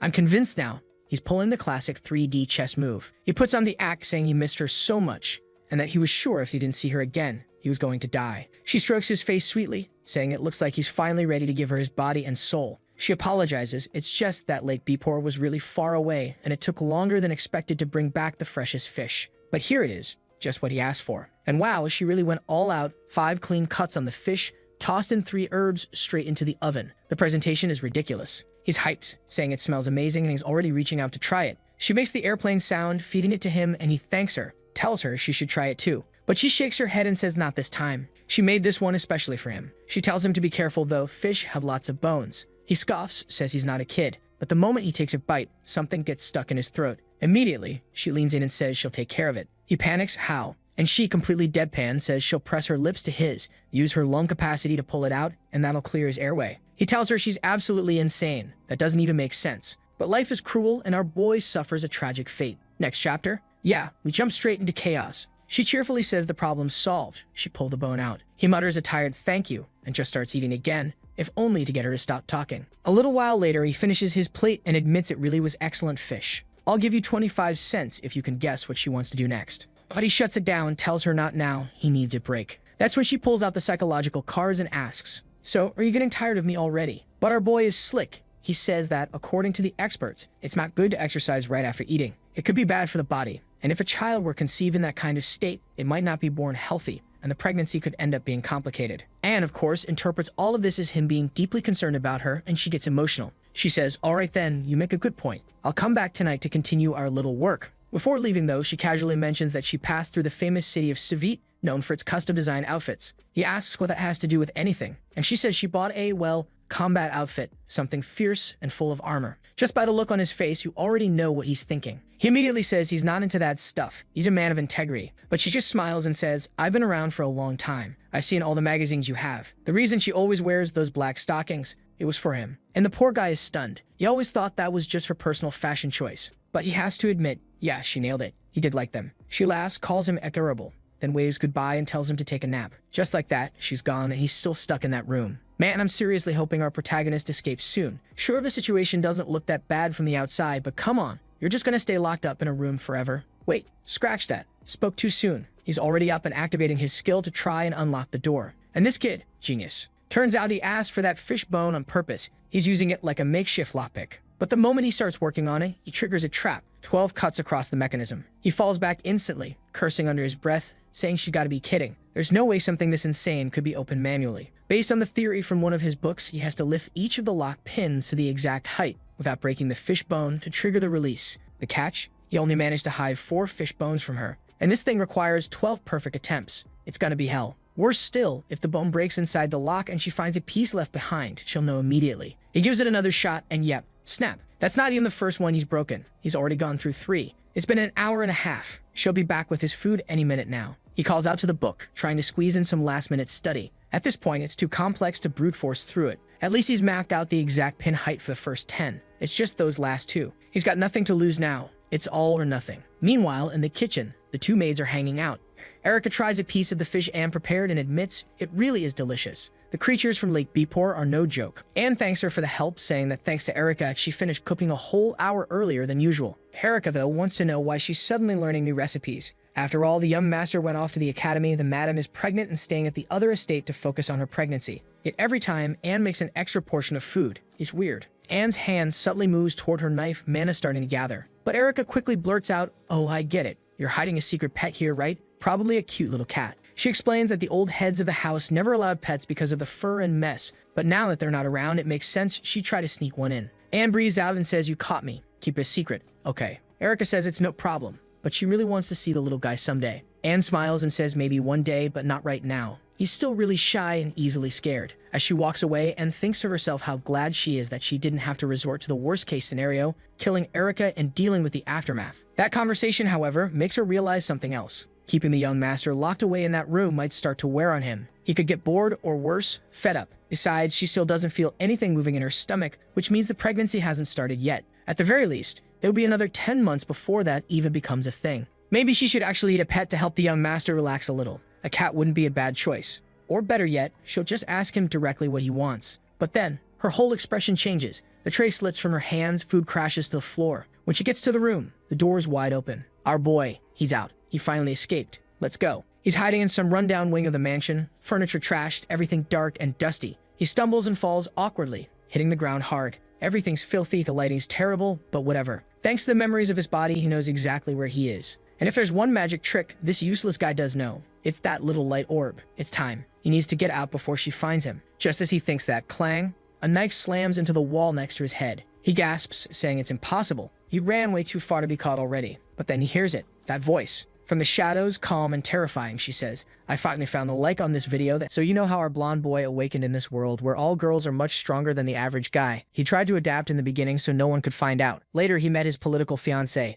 the girl with the white hair. Then bro had to survive a crazy invasion during a party at his own home, where we had Amber from Genshin Impact doing some shenanigans and always trying to get our blondie in trouble. Bro got seriously injured, but left everyone thinking he was some kind of hero for protecting adult paymen. Then he woke up with Anne by his side, the delicious maid, hardworking, and always serving him so he could recover. While bro was using that black book to become stronger, his father and family had to leave to handle some political stuff. That was the moment our poor Moon was kidnapped by his maid. From then on, he went through heaven in heaven. 'Cause damn, there was no hell with that girl. Every day was a tough day with an even tougher fight. But he fought on the mattress with strength and conviction. Tired of so much pussy, bro asked for a rare fish, and Anne had to travel far away to get it. He used the meantime to make an escape plan from paradise on Earth. She came back much earlier than he expected, but after heavy work, and knowing she had other stuff to do, he took the chance to escape. And that brings us back to the escape moment. Let's get it. And do you remember how the last chapter ended, with Moon on the run? He thought he was about to get away, but out of nowhere Anne pulled out a knife right next to him. The protagonist turns around in disbelief that she'd already caught up. He'd been running like crazy, and there she was deep in the sewer saying she'd found the young master,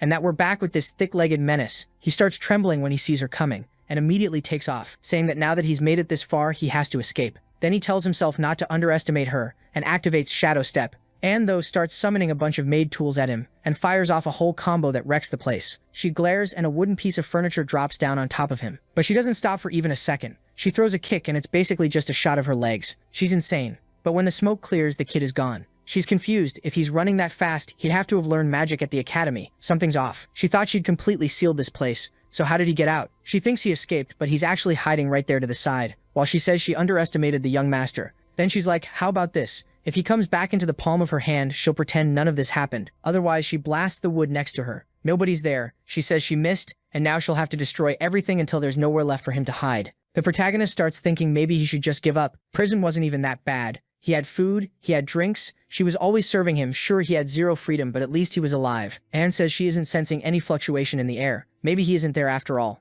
She runs off and 10 minutes pass. He's sweating cold. He hasn't seen her in a while, so maybe it's time to bolt. He reaches for the doorknob, but then he jumps. She found him and she's staring right at him. Wait, no, she's somewhere else, destroying another crate, saying she really was wrong. The young master escaped, which is a shame. Now she has to focus on finding him as fast as possible. It'll be a huge problem if Noelle and the others find out what happened. He's almost passing out when suddenly a book smacks him in the head. He panics thinking it's her, but then relaxes. He's just way too on edge. He grabs the book, she's gone, and he takes off at full speed. He gets to the door, shoves the furniture out of the way, and finally he's outside. He celebrates. He escaped the prison that a lot of people would have wanted to be in, but he immediately covers his mouth, telling himself it's better to stay quiet for now, and he runs. Considering he escaped by luck, there's a big chance that if he gets caught again, the prophecy will come true. 2 days later on the Berlin plains, the protagonist is lying on the ground. After running non-stop all this time, he's finally close to the capital. Feeling the sun on his skin and the breeze, he decides to rest a bit. But then he gets up again, saying it's not time to let his guard down. He's only 1 city away. But if Anne starts tracking him again, it could all end right there. He splashes water on his face and says, "All right, that's it." He's going to the mayor's academy. But then he hears some guys arguing, asking if she wants all 3 of them dead. A weird bald guy is ordering someone to hand over everything valuable. If she doesn't obey, they'll have to get rough. The girl on the left asks if they're really ready to deal with the consequences of robbing her. The guy with the shaved eyebrow line says she looks like a mage, but he can't feel a single drop of aura from her. She keeps threatening them, saying he clearly isn't afraid of justice. The guy just pounds his chest and says they're professional bandits. They're acting straight up like Team Rocket, posing, acting full of themselves, telling the pretty girl to hand over everything before she ends up dead. If she takes one more step in any direction, her hand's getting cut off. Then everyone freaks out when the protagonist pops up out of the water, telling them to stop. The guys think what came out of the water is a blonde mermaid. One of them says, "Look properly, idiot. There's obviously no chest. That's a man." The protagonist says it's shameful for 3 men to bully a girl like that. He points at her and tells her she can go. But then things get weird. The guys put their swords away, lick their lips, and say they're done stealing items. Now they're gonna steal this boy's virtues. What do you mean by that? No, you're not switching to that genre. The protagonist is in shock until the girl sighs, starts chanting some special explosion spell, and blasts everyone with flames. The 3 losers are burning like they're in hell, and the protagonist still doesn't get what just happened. She calls him Mr. Merman and says, "There, the 3 idiots are taken care of." She thanks him for distracting them and giving her the chance to use magic. He replies that her magic when she says stuff like that is pretty incredible. Then she comments that the indecency of his clothes shows he's not from around here. He tries to explain he has his reasons and introduces himself as Moon, an unemployed guy. The girl offers her hand and introduces herself as Elka, a former adventurer who's now a newlywed training to be a good wife and a wise mother. Yeah, that's already kind of odd. She's excited, saying she got married last night. He's about to say something, but his stomach growls louder and she asks if he's hungry. He says he hasn't eaten in 2 days. She says great, then he can come with her. Since he helped deal with the bandits, she has some food and she'll cook something for him. He gets super excited after 48 hours of running. A break like that is perfect. He walks beside her saying her husband is lucky to have such a kind and beautiful woman. She answers that as a married woman, she loves hearing compliments. Can he compliment her more? What the hell? How does that make sense? He doesn't get it. Walking behind her, he asks, "So you just got married. What are you doing out here where bandits pass through? Isn't that dangerous?" She explains she had to go to the city to handle something related to her husband's work. He figures her husband is probably an adventurer, since she used to be one. She says yes, but she and Ro don't plan to go adventuring for a while, so she went to inform the guild, because if they don't say anything, people will worry. Then she asks if Moon wants to eat fish today, and he's hyped and says yes. Suddenly, out of nowhere, he hears an "I love you," totally random. He starts looking around, trying to figure out where it came from. He says it's weird. She asks what's wrong, and he asks if she heard another voice. She says no, and he's like, "Okay, never mind. I think I'm hearing things." They reach what looks like her little town with a mansion kind of wealthy. He even comments that her house is really big. She explains it's not her house, it belongs to the village chief, and they're just staying there for a while. He says he wants to ask something. The village is really quiet, there's nobody around, and all the doors are open. Aren't they afraid of bandits? Elka says that's exactly why there's nobody in town. The lake is nearby, it's almost fishing season, and everyone went to take advantage and make money.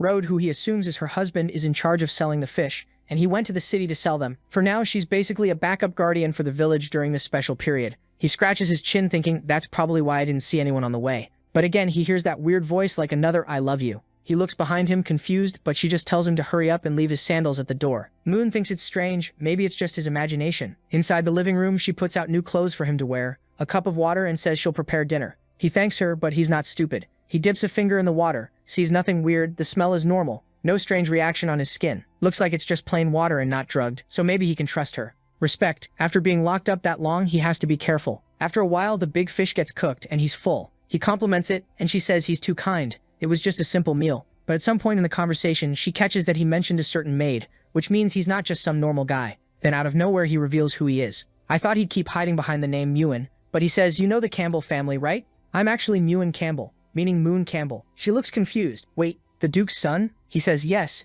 and for certain reasons he's being hunted, and he hopes to hide here using her adventurer status as cover. He wants her to get him a horse, maybe a carriage, send a letter to the guild so he can stay here for a while. Bold kid. She laughs thinking he's telling some fake story like, oh yeah, I'm the Duke's son. He tells her to take it seriously. He's telling the truth. He really is the Duke's son, and he promises she'll get 20,000 Amelias as a reward. She keeps laughing, saying she thought he was going to make her president of the guilds and give her a castle too. Like, sure, I believe you. He insists he's not joking. Everything he said is true. Could she please take him seriously? She still doesn't, sets the cup on the table, and says she'll show him his room. He asks if she agreed to the plan, if she'll help him. She says yes. 20,000 Amelias isn't a small amount, and she hasn't been earning much lately, so there's no reason to refuse. They're in a dark hallway, and she says that's where he'll stay. If he needs anything, just call her. But he mustn't open any other door, especially that one. He asks what's in there. She explains there are various cuts of meat from a butcher that are air drying, so they have to stay sealed for special preparation. If he opens it now, the horrible smell will spread through the house and the meat will spoil. He says okay. He promises he won't wander around. She says she'll see him tomorrow.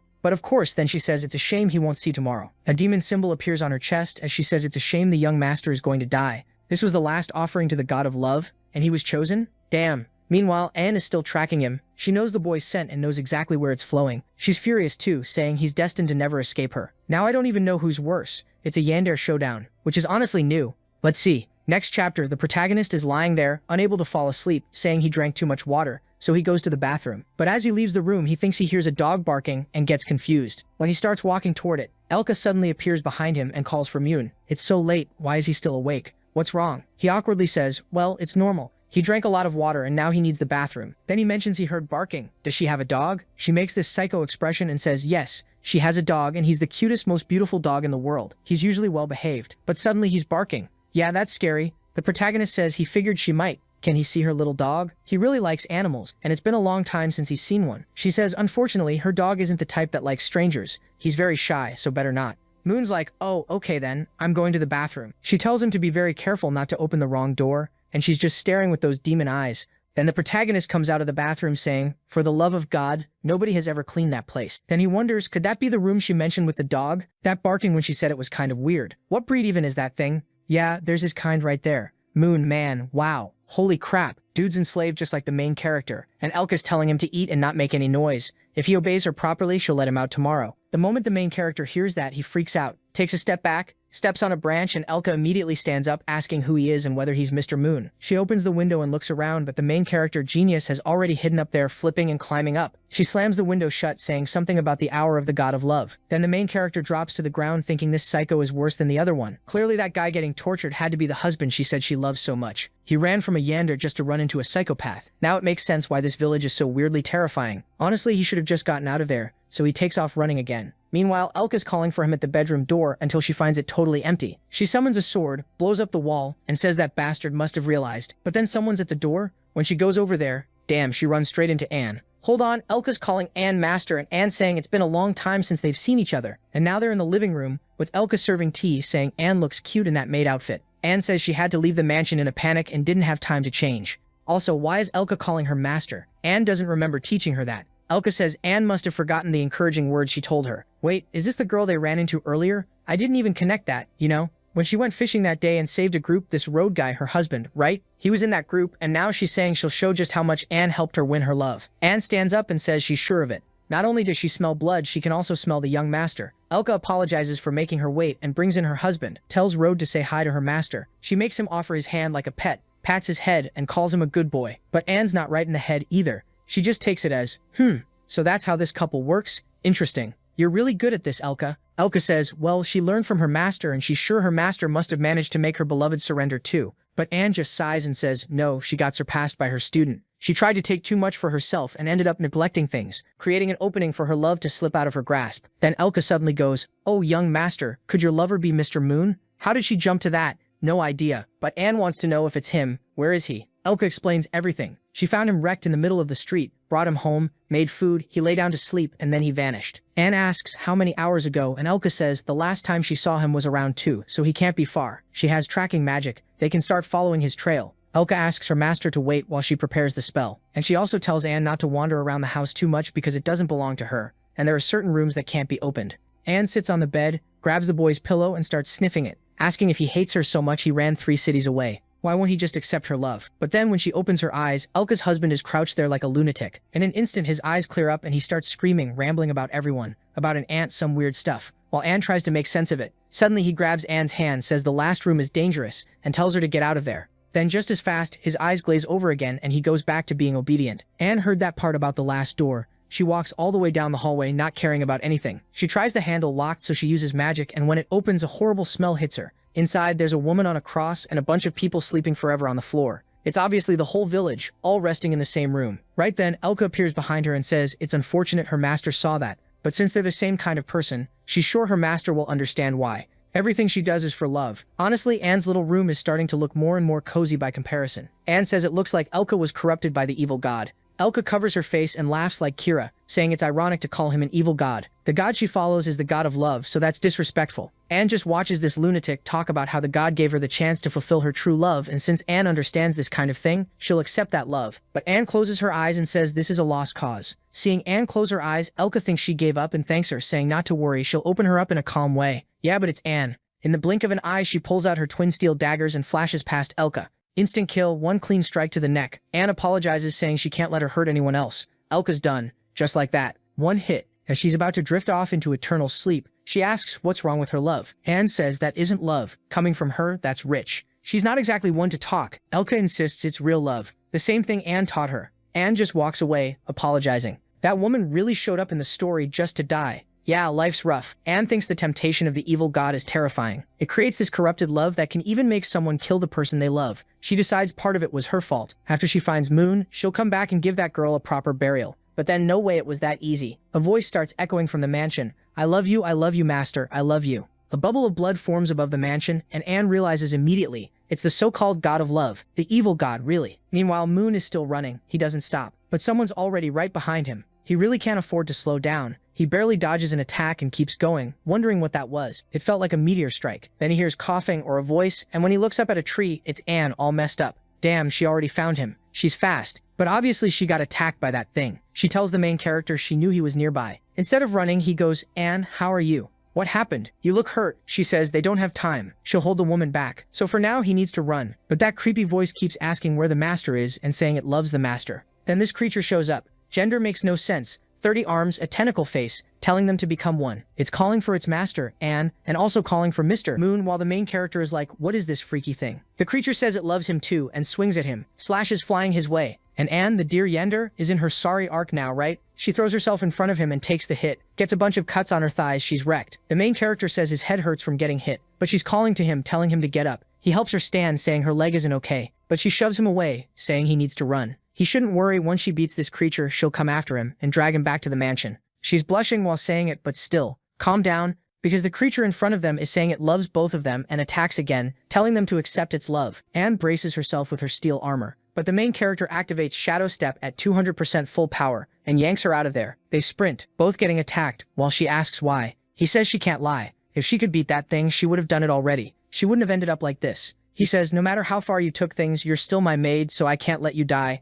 I mean, she locked him up for months and did messed up stuff. You can't just forgive that easily. But there he is, aura up, Sungjin Woo face, saying he'll show what a pro looks like, dodging everything while carrying her. She watches him exhausted, and he tells her not to worry. They'll be safe soon. But behind them, that glow keeps chasing them, with a bunch of blood hands reaching out, telling him to accept love. So he tells Anne to hold on and jumps toward the sea. Both of them hit the water. Since it's a liquid-bodied creature, maybe this will work. And it does. When the thing tries to enter the water, it kind of breaks apart. Then he realizes Anne has like 16 IQ. This idiot forgot to keep her mouth closed and save air. So he gives her a little kiss to share air. But let's be real, after the whole imprisonment thing, that kiss is nothing. Up above, the demon goddess is saying the smell of blood is gone, wondering why nobody accepts her love that's so pure. She starts screaming, hitting trees, completely unhinged, saying it doesn't matter. She only needed one more person. Then the offering would finally be perfect. Master Moon can wait for her, because she guarantees he'll accept her love. Next chapter. The main character finds a cave to hide out with Anne. He wraps her leg up with bandages because she's in pain. And like in that damn drawing, she says she doesn't really understand what's going on. He asks what she means. She says the obvious. She imprisoned him, used him for messed up things. So why didn't he just abandon her and run? He asks if she understands the mistakes she made. She says that after what happened with Elka,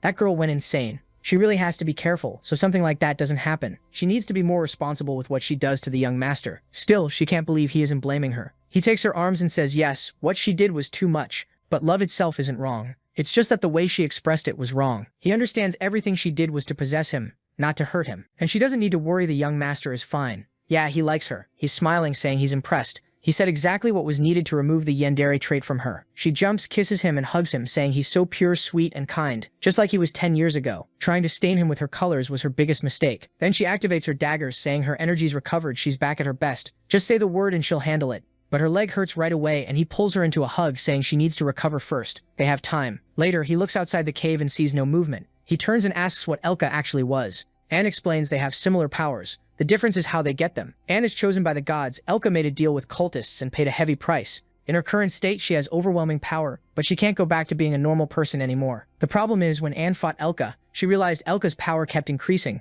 which was strange. The main character thinks back and remembers that in the main story, one of the 3 catastrophes that almost destroys the planet is one of the evil gods. If Elka keeps stacking more and more power, that could be her in the future. That's when he remembers she mentioned something about a sacrifice and a last person, and he wonders who it is. He grabs Anne by the arm and brings up what Elka said about sacrifice, about only needing one more person. Maybe it'd be better if they went to the city and stopped that from happening. If she manages to finish this so-called ritual, there's a chance more than one village gets wiped out. Anne looks scared about it, saying it's dangerous, and he asks, wait, why does she need one more sacrifice? And Anne says the obvious, clearly she's got her boyfriend, her husband. Anne is sure the best time to attack is right when the ritual is finished, because while the spirit is adjusting to Elka's body, she'll be weakened. The protagonist says he'll go with Anne, but she refuses. He asks why, and she says it's obvious. The risk is huge, and he shouldn't do something like that for her. But he explains he has to repay Elka's favor, because when she took care of him, he thought she was genuinely kind. It's probably the spirit corrupting her actions. This guy really sees potential in women, huh? A woman can literally wipe out an entire village in a cult, and he's like, no, I can fix her.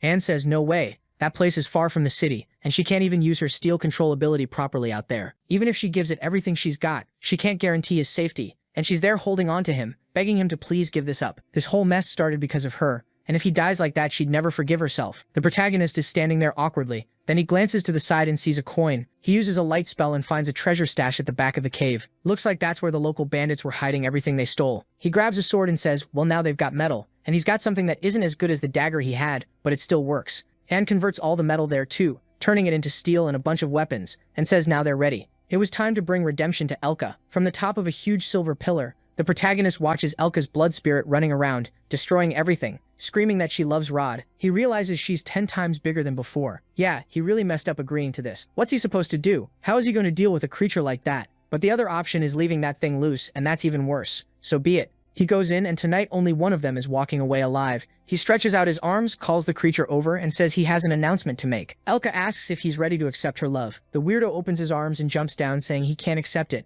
because he's a skydiver. The creature ignores him and fires a blast of blood at him. They rush toward each other, and the protagonist says it's exactly what he expected. We see earlier that he told Anne that since the creature evolved into a form similar to the Dark God, you can't kill it normally. They needed to find the source of the corruption, something like a ring, a necklace, an accessory, a talisman. The rules of that world don't allow power to be projected out of nothing, so something has to exist, acting as a connector, and he needs Anne to clear the way. She asks how, and he says he needs her to attack, to keep the creature distracted, while he uses his agility to search for the item. Anne says that even with the metals they found in the cave, she doesn't think she can beat Elka. The protagonist says it's fine, he'll distract Elka, and Anne should be the one attacking. She lands and says no, warning that even if Elka hasn't finished the sacrifice, she's still insanely dangerous. There's no reason for Moon to take that risk. He shushes her, tells her to stay quiet. There are only 2 of them there, and she's stronger, so he'll distract while she attacks. Then out of nowhere he gets all sentimental. I'm counting on you, the best maid in the family. Anne still looks like she can't believe it, asking how she'll know for sure when it's time to attack. He says it'll be pretty obvious.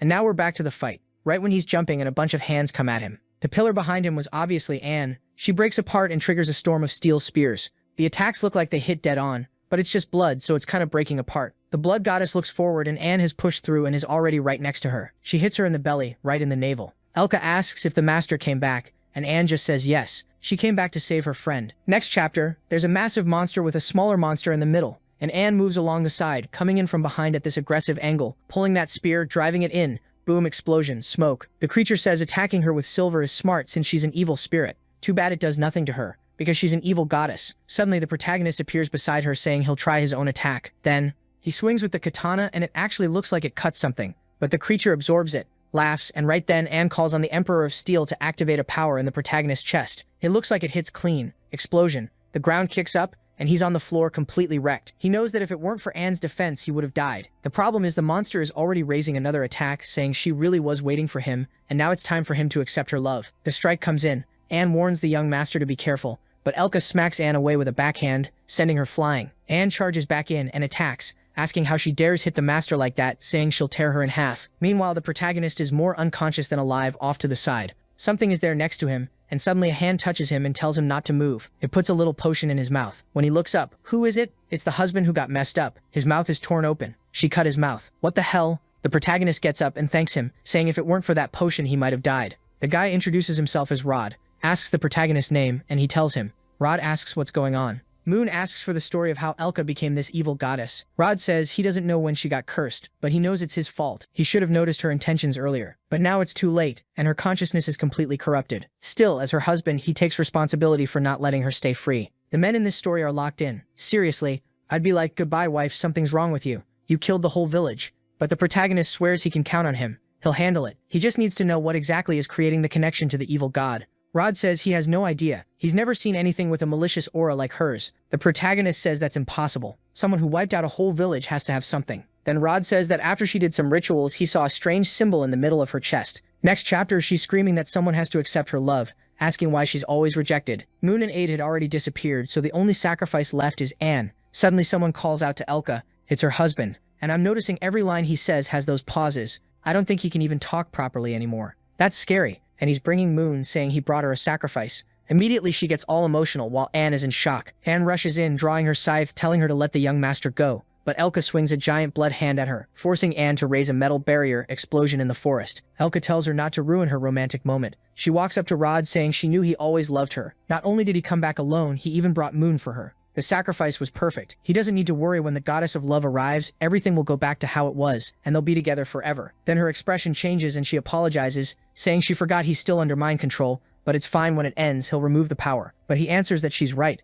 they'll be together forever. And he starts crying, saying he ruined her. If he'd realized sooner she wouldn't be like this, and that's why he'll pay for that sin together with her. Damn, he pulls out the knife with perfect timing, like a clean CS stab. Then we see the protagonist saying the plan is dangerous. She's sneaky and won't be fooled that easily. Rod says that every time she fights, she exposes her real body instead of using the giant one, because she needs her real body's vision to see. Basically, she has to expose herself, and that's what he's betting on. The protagonist praises him, saying he actually analyzed it really well. Rod says of course he used to be a B-rank adventurer. Either way, Rod is the real trap, and he'll create an opening in case something unexpected happens. He swears to the protagonist that if Moon is going to die today, it'll be after Rod, because Rod dies first. They do that fist bump like two guys who've been enslaved by a wife for a while, though Rod clearly had it way worse, and they're in this together. Back to the moment the knife goes toward Elka's chest. Rod yells for Moon, who comes in from behind and drives it through. Moon feels something in his hand like he found it, and he yanks out what looks like a talisman. Immediately Elka turns and demands he give it back, reaching for his chest, but nope. We knew that was coming. She stabbed the husband she loves so much, and she even drops her transformation.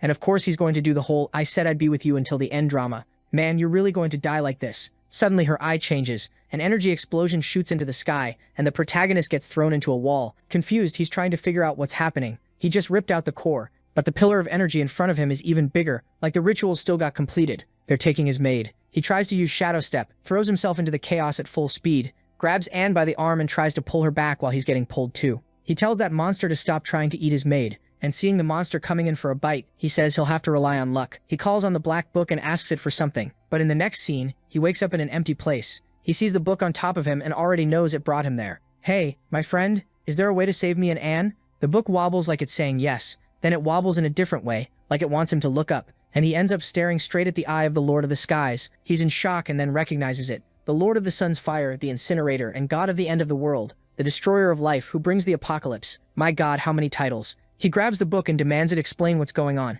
He wants a way to save Anne, not a way to find another demon. But the eye appears behind him, calls to the human, and he immediately trembles and asks what it is, sir. The creature asks if he wants overwhelming power. The protagonist gets it. This is probably the eye's power. He looks at the book like, is this really going to save Anne? Then he asks what kind of power it is and whether it's going to cost him something huge. The book starts spinning and one of its pages moves toward the other god. The creature responds with an angry click of its mouth, and the protagonist doesn't understand why the gods are ignoring him. But the creature says the transaction is complete. It'll lend the boy the power for free if he can actually accept it. The power of a demonic god being used by a demon is always dangerous. The protagonist closes his eyes and says he didn't want to get involved with evil power, but he has no choice, so he accepts everything it has to offer. He isn't afraid of any god. The creature says fine, then they'll proceed with the contract, because he seems interesting. But whether he can endure the power or not, that's on him. The creature's palm hits the protagonist, and his skin starts showing veins of flame. He wants to give up, but he screams that he wants to defeat the god. That's what he wants. He won't lose to any evil god, and a blue aura bursts out. We're back outside again with him carrying Anne, and the demonic goddess Elka recognizes him, asking if it's him. Just from his little arm you can already tell the main guy's basically gone full Human Torch. He puts Anne up in the tree and says he'll be right back. Now Elka's turning into this half-human, half-cruel version of herself, huh? Like the real goddess of love. And she fires back that he must be the idiot who's been seducing Elka. The protagonist says that for a god she seems pretty nervous. The kid's completely changed with this stove flame fire, saying he had to pay a huge price to get this power, and now he's going to put an end to her fake love. I thought he was going to suffer in this fight, but in the very next chapter he activates the corrupted flame effect. Same giant eye appearing on his back, and then a Kamehameha-style blast. The crazy woman gets melted on the spot, totally pulverized, and the protagonist even powers down in shock. Then the demon's voice speaks again, saying it's unbelievable that an insect was messing up so many plans. But even though she failed this time, she'll remember the name Moon Campbell. Then it looks like she's fading away and only smoke is left. The protagonist just freezes, saying it'd be way better if that goddess could forget his name. Then he calls out for Elka, but there's nothing left of the girl. She's completely charred, but whatever. When the little maid jumps in and hugs him, "Young master, you're alive. I thought I was going to lose you." The protagonist pats her head and says it's okay, while she's trying to understand how he dealt with that evil god. He decides it's better not to say he made a contract with another evil god, so he makes something up. He says he found the core, destroyed it, and that it was teamwork with her and Rod, her husband. But there was still something important Anne had to do. She asks what it is, and the protagonist points at the crazy woman saying she's about to dissipate, so there isn't much time. The crazy woman asks if her mistress is nearby, and Anne says yes. The crazy woman just says, "Good, everything's over." And Anne comments that at least in the end, the evil god controlling her was eliminated. Then the charcoal lady apologizes for deceiving Anne. The maid asks what she means, and the girl explains that her contamination had nothing to do with meeting Anne that day. Actually, she'd been connected to the evil god for a long time. Rod was too strong, and to keep adventuring at his side, she made those contracts to get stronger, but she ended up losing control. Anne says she wants to know about the day Elka said she loved Rod. What happened? Did she fail? Elka says no, she succeeded. Rod said yes, but they couldn't be together. I'm trying to follow the plot here. Anne asks why they couldn't be together if he said yes. Well, because he'd already gotten another girl on the team pregnant. The guy really built the perfect party. Then Rod told her he'd always liked Elka more, but he never had the courage to confess. But one time he got drunk, the older woman was nearby, and yeah, 1 + 1 = 2. Anne is there with this scorched woman, wanting the gossip, asking, wait, just one time and she got pregnant. You didn't think that was suspicious? Elka, basically just a piece of charcoal telling the story, says yes, she suspected it. That's why she made a contract with the evil god to find out if it was true that the woman was pregnant. But when she woke up that night, she was already covered in the woman's blood and the woman's belly was cut open. And then she found out the real truth. The woman didn't actually have a child in her belly. She was faking it just to keep Rod for herself. This story is getting complicated. Anne cries while Elka says love is fragile, that it can break even from a simple lie. And the day Rod found Elka after she killed the other girl, he tried to end her because he thought she'd been taken over by the evil god. That's when everything started. She got fully overtaken by the god, and it became irreversible. If she'd had the courage to confess to him, everything would have worked out. But it was already too late. She just hopes Anne finds happiness with the master. And that's it. The big chunk of charcoal turns to dust and goes up to the sky. That arc ended with a pretty good plot twist. I liked it. And let's keep it moving. Next chapter, they put that muddy blanket over the two of them, and that's that. Anne says, well, she's fine, the protagonist is fine, so they're ready to move on. They set up Elka's wooden marker, said a prayer, and said goodbye. Now we've got to remember. Monk, you were way out there because you were running from Anne. So what are you going to do now? He looks at her, sees she's kind of sad, and asks what's wrong. She says this incident made her reflect that the way she loved the young master was wrong. Rationally, she knows it's wrong, but she can't hide her feelings. Is her love bad? The protagonist says she's confusing possessiveness with love. It's related to love, but it's a different feeling, and it's easy to mix them up. She asks if he's saying she doesn't love him, and she's just possessive. And he's there with his hand on his chin, acting all intellectual, saying it's hard to be sure. It's complicated to understand what people feel in their hearts. He says that while looking at her, thinking that even for the person feeling it, it's hard to understand. But anyway, he's happy because the day is beautiful. Then Anne calls him and asks about that time in the basement when he said they could be a normal couple. Since he said that was possible, can they start over? The protagonist tells her to give them a second first. Let's go back to the mansion and calm down. But she doesn't stop. She puts her hand on her chest and says she swears she'll always be in the mansion with him,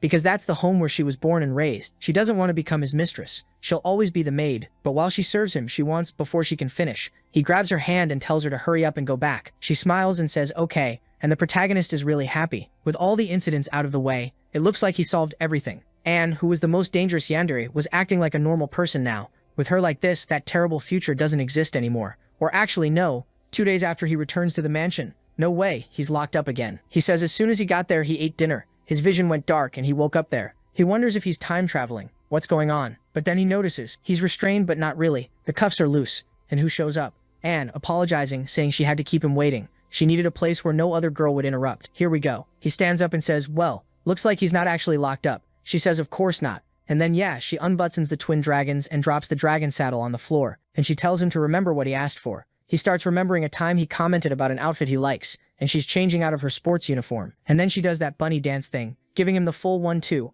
asking if he liked it or not. Looks like he really did ask for that. Obviously he liked it, and she sits down next to him. She says after everything that happened, she realized it can't be one-sided, so she wants to win him over. And because of that, today he can do whatever he wants. The chat says the protagonist finally gets to be the one on offense. He's not the only one suffering anymore. And yeah, that's basically it. The next chapter was a 10-0. She wakes up all dazed asking where the guy is. He's gone. She's walking around the house all messy, not knowing where he went. Then she suddenly runs into the other innocent maids who have no idea what this crazy girl does with him in the basement. There are a bunch of cute kittens there. Anne asks what's going on. Noel says Moon went out because he said Anne's physical condition wasn't that great, so they told him to let her sleep. And it looks like Moon also brought these kittens from the market. And this kid introduces herself as Winnie, saying she rescues stray cats. She's super happy, showing that Moon paid 200 coins to bring the kittens. Anne's confused, asking if 3 cats at once isn't too much. Noel explains that apparently Winnie convinced him, saying if he wanted to take 1 kitten, he had to take all 4, so he brought them all. Anne asks again where the young master is. Noel says he came back a little while ago, so he should be in his room. And there's the protagonist. What happened to this girl? Seriously. He's in there playing with the toys, making the kittens jump around. Anne runs in, hugs him, and says she's scared he'll disappear like that without telling her. He tells her to relax. He won't leave without saying goodbye. Then she asks why he brought a whole bunch of cats. He says that when they were coming back from Bellin, she mentioned she likes cats, so that's why he brought them. My god, the name of cat number 2 is Mamoru. What the hell? Don't drag me into this. He hands Mamoru to the maid. Let's go. He says he gave Mamoru to her because he has to go to school, and she'll definitely want to go with him. But he checked the rules and knows she won't be allowed. Plus, she has things to handle at the Duke's mansion, so for now the kitten will keep her company. Yeah, let Dad handle it. What am I even saying? I don't think I'm okay in the head. But at night, the protagonist goes to sleep reading the Devil Book, thinking good. Now all I have to do is not provoke any female leads, and I won't get dragged into life or death situations. Peace and quiet. Then someone knocks on the door. It's her. Worked up and unable to sleep. He asks what's wrong. She says she can't stop thinking about him going back to school. The guy goes, then relax. Come here. Lie down with me. She thinks it's time for the daily match, but he says, hey, easy. Let's do something else tonight. He lies down holding hands with her, and she's confused. This girl won't stop. She really wants to play. She asks if that's enough, and he says yes. She needs to understand love isn't only about corners and goals. There are other things that matter too. She hugs him, saying she doesn't want to let him go. He tells her to think of it like a 4-month vacation. He'll be back soon. She says she won't be able to handle it. Yeah, there's no way around it.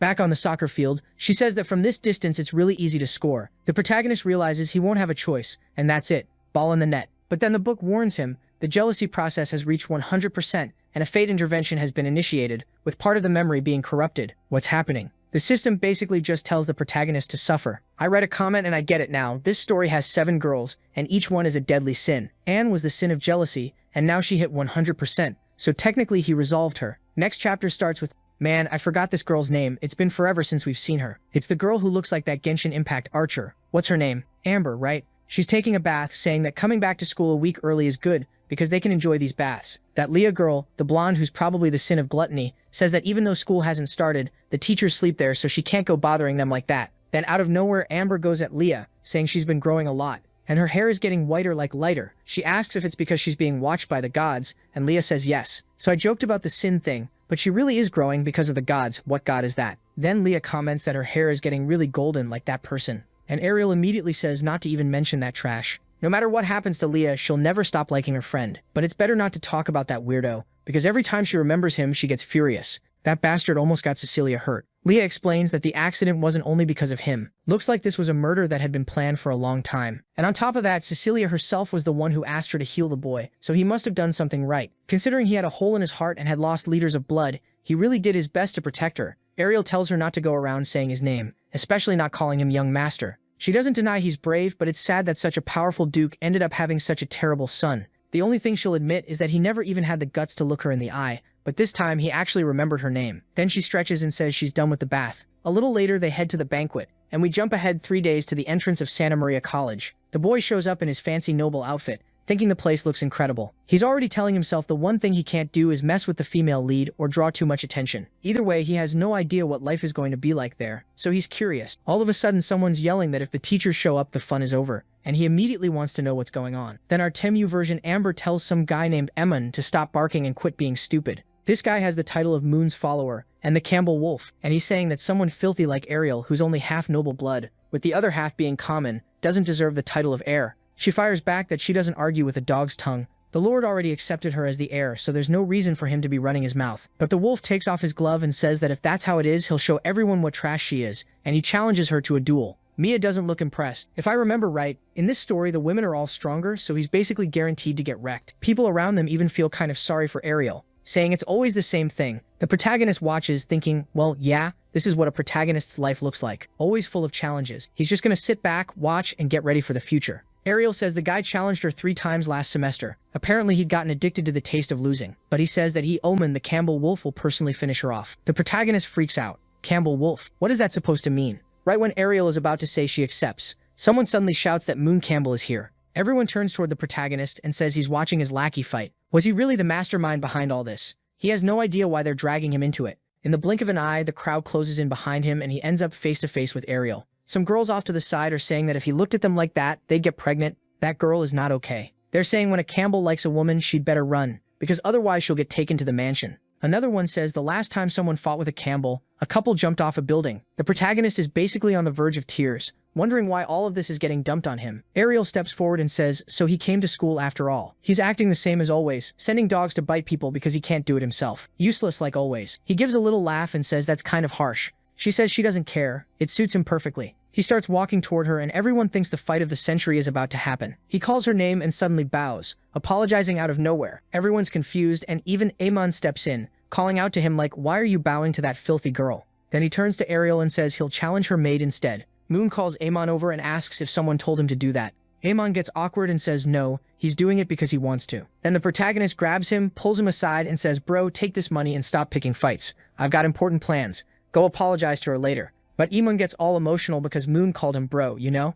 Ariel is ready to fight, but then everyone bows and apologizes. He tells the rest of the group to disperse, while Ariel wants to know what he thinks he's doing. He's thinking, doesn't this make his intentions obvious? The protagonist says he's a new person. He'd rather apologize to her in front of everyone so it's clear he really changed. She asks if he's serious and he gets confused, like she thinks he's not being serious, so he bows again. She tells him to stop, saying it's humiliating for her too. Then she gets right up in his face and says she remembers that at the last party they went to, he kept staring at Leia's talent. Her basketball skills, let's say. He blushes and says something's off. He's about to reveal something important, puts his hands on her shoulders and says he likes smaller ones. Like he's more into tennis than basketball. He likes the ones that are plain and fit in one hand. She punches him in the face and tells him to shut up. And she says she knows perfectly well that every girl he bullied up until now was more on the basketball team. So now he's coming with this tennis talk? She's basically forcing herself to keep this conversation normal. He stands up and says he's not joking. He's apologizing sincerely. Then he hands her something and says it's an apology gift. All he wants is a pure friendship with her, clean like water. He wants to eat together someday. Just the two of them so they can put all this behind them, and then he runs off saying they'll talk later. The idiot takes off, thinking he only apologized because the old Moon Campbell did so much messed up stuff to her. But whatever. Goodbye, they'll never see each other again. He just wants them to be classmates, not enemies.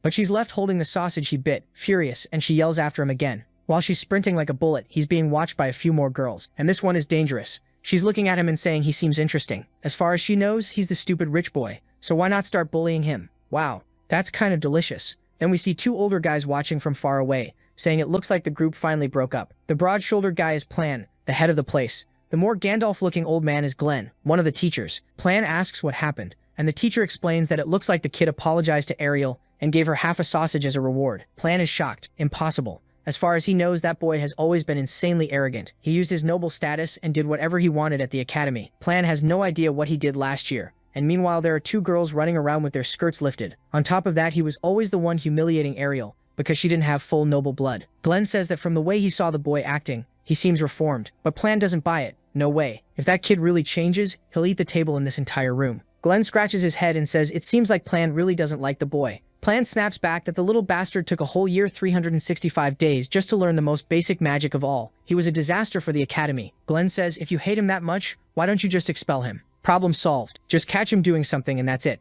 If he doesn't have much magic, he should go train with his father or something. Plan says it's complicated. The problem is the boy never causes one huge incident. He causes lots of small ones all the time, and even if he has no magical talent, his father has power and his mother is extremely dangerous. Yeah, I agree, dangerous mom. Miss what was her name? Noyce? It seems like she has connections, she's friends with the queen, so that makes everything worse. Kicking Moon out of the academy could cause a terrible domino effect. Glenn keeps watching though and says he's seeing something interesting. The boy was greeting the statue of the first leader. The protagonist looks awkward because you can see a line on the statue's neck. Apparently he accidentally kicked it once, the head popped off, and now he's apologizing. He asks for a blessing, saying please let his school life be peaceful without too many problems. Glenn says that's exemplary behavior. He's never seen a student bow to the statue of the very first headmaster. Gandalf teacher says his friend is going to have to eat that table pretty soon. But Plan walks off saying it's only been one day. This proves absolutely nothing, and he throws out a saying, it's easier to change mountains and rivers than a person's nature. That boy is just working on some much more twisted plan. Gandalf strokes his beard and says it looks like Plan is going to stay stubborn, but he has a feeling this year's exam is going to be interesting. Scene changes to the dorms. The protagonist gets his room key, thanks the woman, and tells her to have a great day. She turns bright red. Oh my god, he's so different. It was just a little break and he came back like this. He gets to the room and is impressed. It's way bigger than he expected. It's weird, the place feels familiar and different at the same time. He flops onto the bed saying it's not as comfortable as the one at home, but it's better than a doghouse. Tomorrow is the opening ceremony, so today he's just going to shower, change, and sleep. He looks in the mirror and realizes he's way more built than he was in his first week in this world. Hard work really pays off. The only thing still messing up his body is that huge scar on his back. He never thought it would stay marked like that. Looks like it's going to be there forever. He can still summon a little bit of that flame that burns everything to ash, but the intensity is much lower. One blow and it disappears, but it's still better than light magic. He smiles and says it's better this way. He doesn't want anything to do with those evil gods, so he doesn't even want to use that power much. The plan is to use the god living inside that black level thing to keep everyone away. But at the same time, he has to admit he needs to learn more magic. He's at the academy, he has to survive, so it'd be good if he could actually learn something. He presses the book to his face, and suddenly we're in this training lesson. And he says that besides, he can use this to increase his proficiency. And after dying 197 times, he finally reached phase 2. He tells Rod to use every trick he's got. Wait, Rod isn't that guy who died? Obviously. Looks like his spirit stayed in the book to teach him how to fight. Scene switches to the girls' dorm. Ariel asks what's up. Leah wants to know this.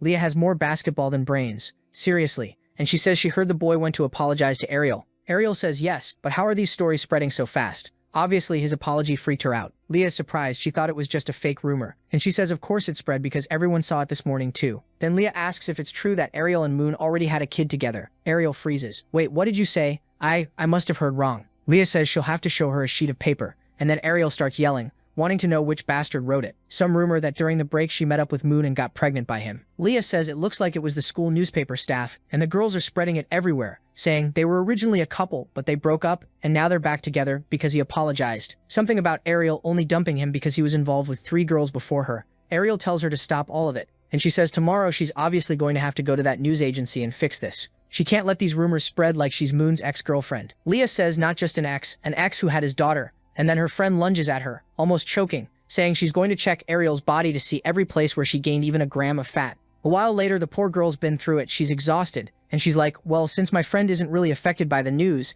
I'll just wait until tomorrow at the ceremony, because she still has to head out to practice a bit of magic and take a shower. So she says goodbye. Bye, Ariel. Good night. Then she collapses on the bed, thinking that now that the black market is gone, she needs to find a new way to make money. How is she supposed to go to school, earn money at the same time, and keep her grades up? It's honestly going to be a rough semester. Worst of all, learning magic is insanely expensive. Every piece of equipment and everything you need. And on top of all that, now she's stuck with this cursed rumor. So she asks her master if besides the black market, there's any other way to make money. She's staring at the ring, saying the disciple is about to starve to death. Like, what is this? Obviously, her teacher is basically a little fireball witch, while her guy has a book and nothing else. Okay, he's got a maid, but still, the book could at least have a physical form. And the master says that now that she's a gold-level mage, there are countless ways to make money. But she has to remember the current situation. It's not that they can't make money, it's that there's nowhere to make money right now. Ariel says the spells she learns from her master make everyone jealous. If she could make scrolls and put those spells into them, it would probably work out. The master says she should start learning some more ordinary spells too. It's not too late. But Ariel refuses, saying she only wants to learn powerful stuff, because during that mansion mess that day, if she'd warned the Duke earlier, or if she'd been stronger, the problems would have been way smaller. Then, out of nowhere, the master says she knows a way for her to make money that's extremely easy, fast, and convenient. Ariel gets happy immediately. And then the master goes, Moon offered his apology, right? Why don't you accept money, for example? What if he gives you a little million for your forgiveness? That would clearly be worth it. Ariel says, no way. She's not that kind of woman who's going to humiliate herself for money. especially not for a measly million. If he wants her forgiveness, he'll have to prove it for real by completely changing how he acts, which is basically impossible. The master comes in all timid, saying she should think about it more carefully. A million is a million. Ariel says no. The master offers 2. Ariel says she wouldn't take even 10 million. It was about principle. The master gets sad and says, well, that's a shame then. But she admits to her disciple that she thought the boy was acting sincerely today. Speaking of him, they finish the book training and he's exhausted. The next chapter starts with Plam walking around the school, saying that this year they don't have anyone good because talent comes from hard work, but the place is empty. When he met the school's generation of prodigies, before he even got there were already a bunch of people practicing. And then suddenly Moon runs past him. Plam doesn't think he even caught his face, and he's thinking discipline is an essential quality in powerful people. So he calls out, hey, you running? Come here, kid. The protagonist comes over. Oh hey, Professor Plam. The teacher jumps when he realizes it's Moon Campbell, and asks what he's doing there. The protagonist's like, what do you mean? It's obvious. He's running. He knows it won't help that much, but he likes going for a run, then taking a cold shower, and then he feels pumped for first period. He's at peak productivity. The professor asks if that's really all it is, but the protagonist already turns like, well, since this conversation isn't anything serious, he needs to keep going because he has to run at least 3 kilometers. The professor thinks it's really weird. Something's off. Nobody changes their personality that much over just one vacation. Like the saying goes, when something strange happens, there's a reason. He's going to have to keep a close eye on this kid since his family is important. Scene cuts to a blonde girl running through the hallways in a panic, saying she's going to be late for the student meeting. The moment she touches the door, someone says she's 5 minutes late. She apologizes to Your Highness, saying she took too long. The girl with glasses answers that she already told her not to call her Your Highness at school. So the blonde says, okay, she'll call her president. And she says she's ready. She collected all the information on the new students. If the president needs help with anything else, just say the word. The president comments that her friend has darker circles than usual. She was probably reading that novel again, The Evil Destroyer God Who Fell in Love with Me. She's the type who likes weird novels. And the president says she doesn't like that kind of story. The kind that makes evil stuff feel casual. If she keeps reading that, it'll affect her magic practice. She really should ban the publication of that kind of book. Then she goes to the window, opens it all up, and sunlight hits, showing off her beauty. And she says it looks like spring came early. Her friend says yeah, and starts tidying up the books, until the president calls her over and tells her to look at that. It was Moon Campbell. Her friend gets mad right away, saying that guy is disgusting. The president asks what happened, and she says apparently the president hasn't heard about the huge thing he did this time. She goes to grab some papers and says she'll show what he caused, and there's a newspaper with a photo of the protagonist apologizing. The president wants to know, so it wasn't anything major. It's just weird that he apologized. But the friend explains the story is what matters. Supposedly, Ariel got abandoned by Moon after they had a child. Not only that, he was involved with 13 other people at the same time. The president flicks her on the forehead, saying that's obviously exaggerated. She should read the tiny letters at the bottom. It says the content is speculation and doesn't reflect the real truth of what happened. The friend is smacking the paper against her head, and now she wants to know if they shouldn't punish the news agency for spreading something like that. And the president says they'll have to go there and talk to them to find out why they did it. She's thinking with her eyes half closed that as the president of Santa Maria, she can't allow that kind of behavior on campus, even if the target of the bullying is that boy who was labeled inferior. Wait, now that I'm noticing it, I'm kind of losing it. She's Cecilia, isn't she? His fiancée, in quotes, the ice girl, or am I tripping? Because she's saying that just apologizing for the past isn't enough for her to acknowledge him. And looking at him, she says she wants to see how he's going to meet her expectations. I think it is. Well, we'll see. Now we're in the school auditorium. The girls are all blushing hard, staring at the guy, saying he looks like an upperclassman. He was the most handsome guy they'd ever seen, with golden hair, and when he smiled, they practically fainted. The protagonist is sure. Those are first-year girls who have no idea about his reputation, so they're smiling naturally. It'd be better for him to go to the right place so he doesn't wreck his image even more. He says that, but off to the side that Psycho Eamon is already yelling, calling him over, and he sits with them. The guy on the left with glasses is Moon's second follower, named Gru. They're impressed he showed up early. He says he didn't come early because of the new students, but because he couldn't leave his brothers alone. The guys suddenly get emotional, crying, saying they'd do anything for him. But Ariel tells all those idiots to shut up. The protagonist's friend is about to chew them out, but he just covers his mouth and apologizes.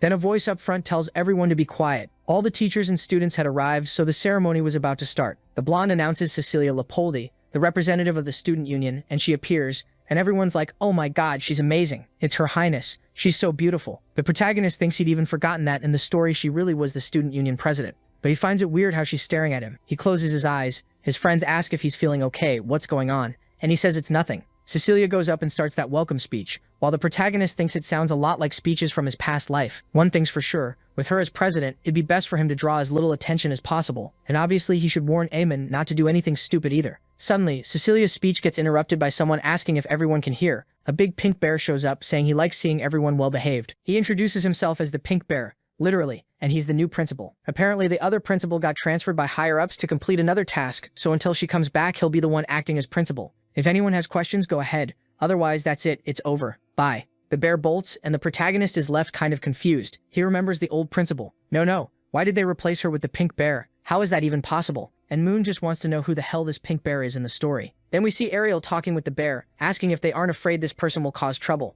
The bear starts taking off the costume, telling Cecilia not to look at him with that hateful face, or he'll get excited and sad at the same time. But she wants to know what happened that made the extraordinary principal of this place leave. The bear says it looks like she went to go meet her little sweetheart. Cecilia immediately knows it's some guy named Tachik Accord, and she turns like, okay, I get everything now. The bear says she probably has no idea what's actually going on. But Cecilia walks off thinking that, considering the direction of the old principal's research, it was probably something involving the evil gods. I got a bit confused here, but I think this part was meant to be confusing anyway. After the auditorium, the protagonist gets his class list and everything and realizes there's a ton of stuff. But while he's walking, the girls are all watching him in those miniskirts. And what annoys him is that it's hard to find something that fits, something that matches him, until he sees a 10 a.m. class, Intro to Potion Making. Actually, there are a bunch of intro classes. He wants the basic class to learn magic, because since he doesn't have much talent, obviously he has to start basically from zero. He's excited because this class, whether he likes it or not, is going to be the first step toward his magical journey. In 3 years, he'll become a completely different Moon Campbell. Then in the next panel, he's crushed. He has no idea what the woman is talking about in class. Everything she mentions, he's never even heard of. He decides to try to get organized somehow, raises his hand saying he has something to ask.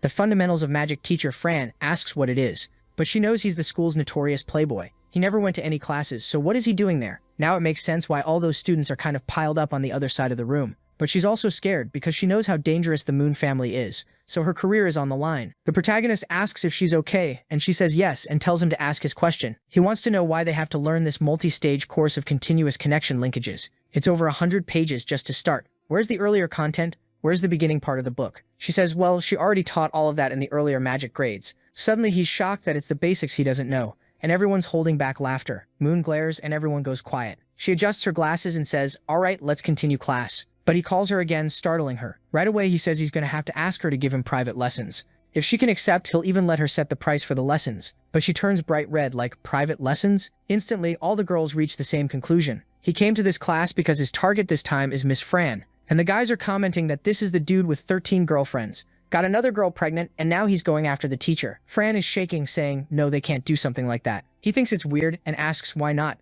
He'll send the money. It's just tutoring. But she has a full-on panic attack and collapses on the floor. He runs over, helps her up, asking what happened. She says that as tempting as the title of Duchess is, a relationship between teacher and student is way too risky. Suddenly, Cecilia walks into the room saying she's there for a routine inspection. Right away, she finds him there with the teacher clinging to his arm, all red-faced, and she asks what he thinks he's doing. But in the very next moment, it's Fran apologizing, saying she got way too nervous. Cecilia tells her she can go back to class since there's nothing left to sort out there. So Fran leaves, and that blonde friend comes over and asks if Moon really only wants a proper innocent lesson. He says yes, he didn't learn much because he used to act differently before, and now he wants to find a teacher who can help him learn everything he missed. Cecilia says he disrupted the class and should be punished, but since it was all a misunderstanding, she'll let it slide. Still, he'd better think carefully about how he's been acting. Then she calls for Ware. Now she's finally learned that girl's name and walks off. It sounds like Cecilia also said our guys should go back to first-year classes instead, rather than keep asking this year's teacher for help. But he knows that would be humiliating. He'd basically have to repeat a year, which would be awful. Maybe he's got an idea. What if he takes that black book to the library, absorbs all the content, and tries to learn that way? Honestly, it's a genius plan. So we cut to the Santa Maria bookstore. Someone closes her book and stretches, saying that when it's cold, she just can't focus on reading.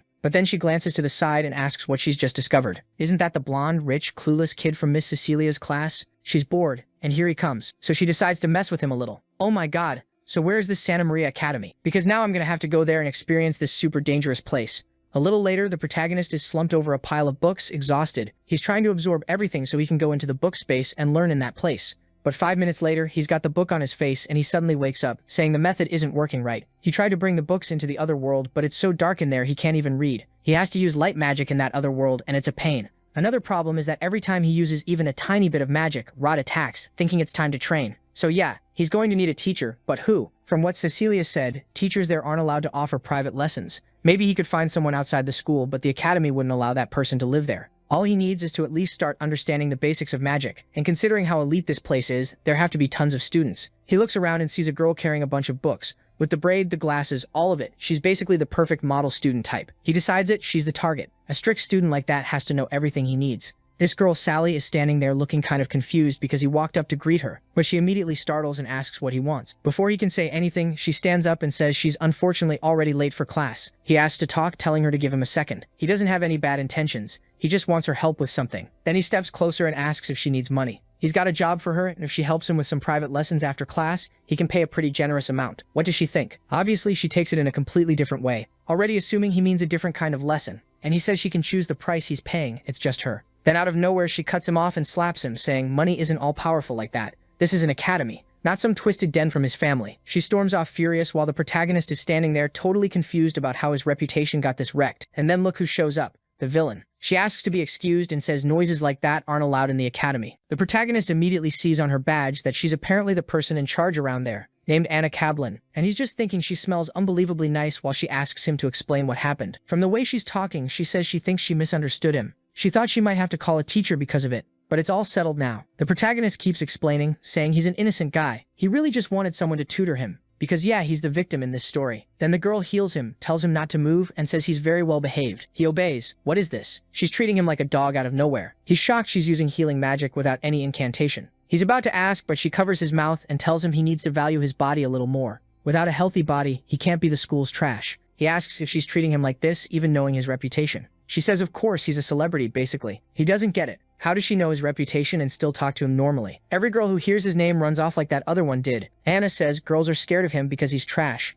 They think their bodies will be targeted and they'll get emotionally played, so they want to stay far away. Then she steps closer and asks if he really thinks he could fool her. Here we go. Look at him, he's turning red and doesn't even know what to do. But then he suddenly freaks out like, no, something's wrong. This girl has the braid, the glasses, she's the girl from the bookstore. But he's feeling the aura of someone who's a master at the love game, and at the same time he's thinking she's amazing. She keeps getting closer, asking why he's keeping his distance, why he's so shy. She thought he was the legendary playboy, but he's acting weirdly innocent. He looks away and says it's just a rumor, and she casually lifts her fingers saying she was curious to see who the playboy was that scared off half the girls, but apparently it's nothing special. Actually, he's just a well-behaved little baby. She's roasting him now. He's not letting that slide. He clears his throat and says fine, even if he's never had an official girlfriend, and he looks innocent. She has no idea there's a beast behind all that. He can't just stand there while she talks like that. Then out of nowhere, he flicks his own face. He's standing there confused, and she tells him everything she just said was a lie. She's never had a boyfriend either. He says she's a wicked girl, and she laughs and says yes, she's an evil, heartless woman. He crosses his arms and says at first he didn't think she was that kind of person, because when he was looking through the books, they all had tons of notes. It was probably her who did all that, right? She says yes. She only wrote those explanations because she was bored. He says that means she's actually a kind woman. She makes a face like she doesn't love that description and asks if that really describes her. He says yes. She took care of him even with his bad reputation, and she still wrote those cute little explanations. Plus, he noticed she's using magic to isolate the sound so they won't bother everyone in the bookstore. All of that proves she's kind. She says it's rare for someone to call her that. He asks what people call her. Then, she says she'll tell him, but suddenly she stops, grabs his face and tells him to cut it out with that little trick. But since he tried so hard, she'll tell him. Everyone says she's a snake. So by any chance is he scared? He says no.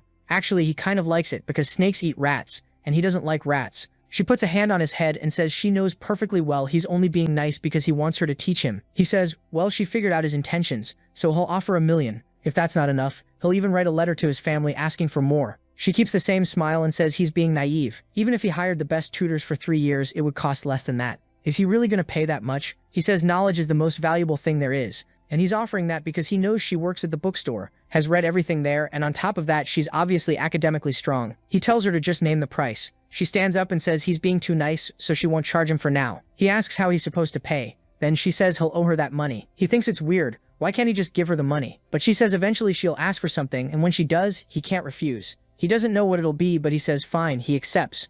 Right away, she grabs his hand and says this isn't a good place to learn, so they're going somewhere else. Then it switches to the old potions club. He thinks it's kind of strange. He didn't see anything about it. She says that's normal, because that club belongs only to her. Then she lets her hair down and says now she doesn't have to feel awkward. And yeah, he fell for it. It's that girl from the rooftop who said she was going to bully him. She says he stepped into her territory. The protagonist is still unlucky, still red in the face, and the villain touches his face and asks why he's so shy, why he's so red. He awkwardly asks how a club can exist if it's only her in it. She says this is the club's last year. Since they don't have members, it's going to be shut down, but until then she'll be there alone. It's really sad being alone in the cold. So does he want to join the club? Just the two of them? And somehow he's walking around all happy, saying he doesn't know what happens in the club, but he'll learn the basics of magic. And that's enough, until suddenly, the magic communicator announces that student Moon Campbell should report to the student association room. He doesn't really get it, but he already assumes it's not going to be good. Now we're face to face with Cecilia, which feels even more serious because when her follower isn't around, it usually means it's something important. And on top of that, ever since he arrived, she's just been drinking tea without saying anything. So what's going on? Feeling awkward, he's about to say something, but she taps her cup on the table. She apologizes for calling him there, but says she has to get straight to the point.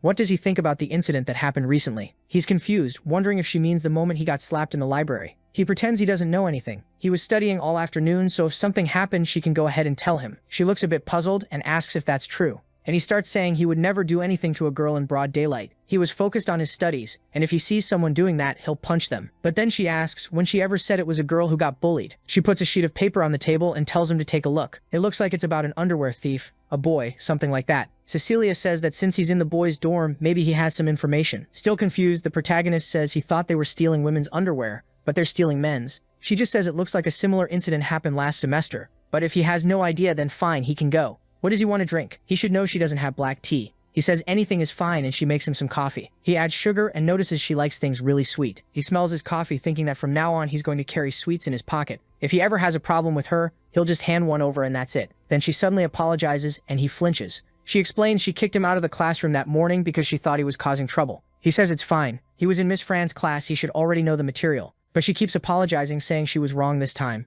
And there's another reason she called him there. She asks if he wants to join the student council. He thinks that's weird. Him? With the reputation he has? She says that's exactly why. Since he has such a bad reputation, it might be a good way to change it. But he's honest. He says he heard student council members get a lot of benefits, and normally only the top 20 can be selected. So why is he getting special treatment? She says whether he's excellent or not doesn't matter. What matters to her is that he has a heart that will become excellent. He answers saying, yeah, he's got a heart, but that has nothing to do with what they're talking about. Then he starts trashing himself, saying he's the guy who couldn't accomplish anything and only causes trouble. Everyone thinks he's garbage and he's the school's rich kid. He doesn't even know the bare minimum of magic. He's yelling, going off about a bunch of stuff, saying she's going to stain her reputation by picking him. She shouldn't let his existence affect her. Like, come on, you were apologizing a second ago, dude. She coughs and says, fine, forget it then. It was an invitation, not an order. If he doesn't want to join, then drop it. The protagonist thanks her and says he's out, and she just sits there with tea on her thighs, thinking that apparently he was worried about affecting her. He really had changed. But we all know the obvious, right?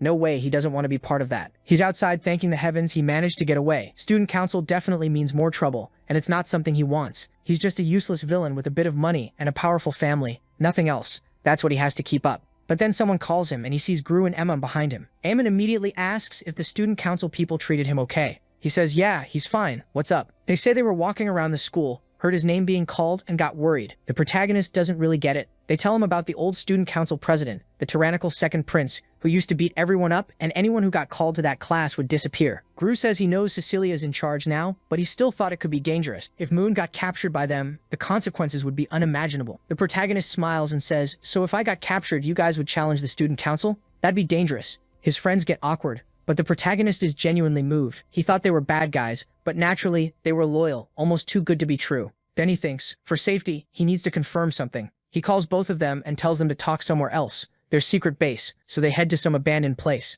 Moon finds out Eamon's father was a war buddy of his father, and that's why Eamon follows him. Eamon explains that, well, he wasn't really a buddy, more like a subordinate, but everyone agrees the Great Duke, Moon's father, taught Eamon's father a lot, and it looks like he even saved his life more than once in the Northern Territory. That's why, when Eamon entered the academy, his father told him to help Moon with anything he could. The protagonist says he gets it, but what about Gru? Why does he follow him? He won't get mad, but is it just for money? Gru says that considering Moon's personality, he knows Moon won't remember, but it's because of the bathroom. The protagonist has no idea what he means by the bathroom, so Gru explains he comes from a poor family in a small town. He got into the academy because of magical tools he made with alchemy, which caught a professor's attention. But because he was poor, ugly, and weird, he became everyone's target. Until one day, when he was getting beaten up, Moon suddenly opened the door and asked what all that noise was in the bathroom. Everyone froze, and Moon told them all to get out. Then the protagonist stops at the door, looks back and says those guys are the worst. They bully the weak but are scared of the strong. That's even more shameful than getting bullied. So next time anything happens to him, he should just say he's a friend of Moon Campbell.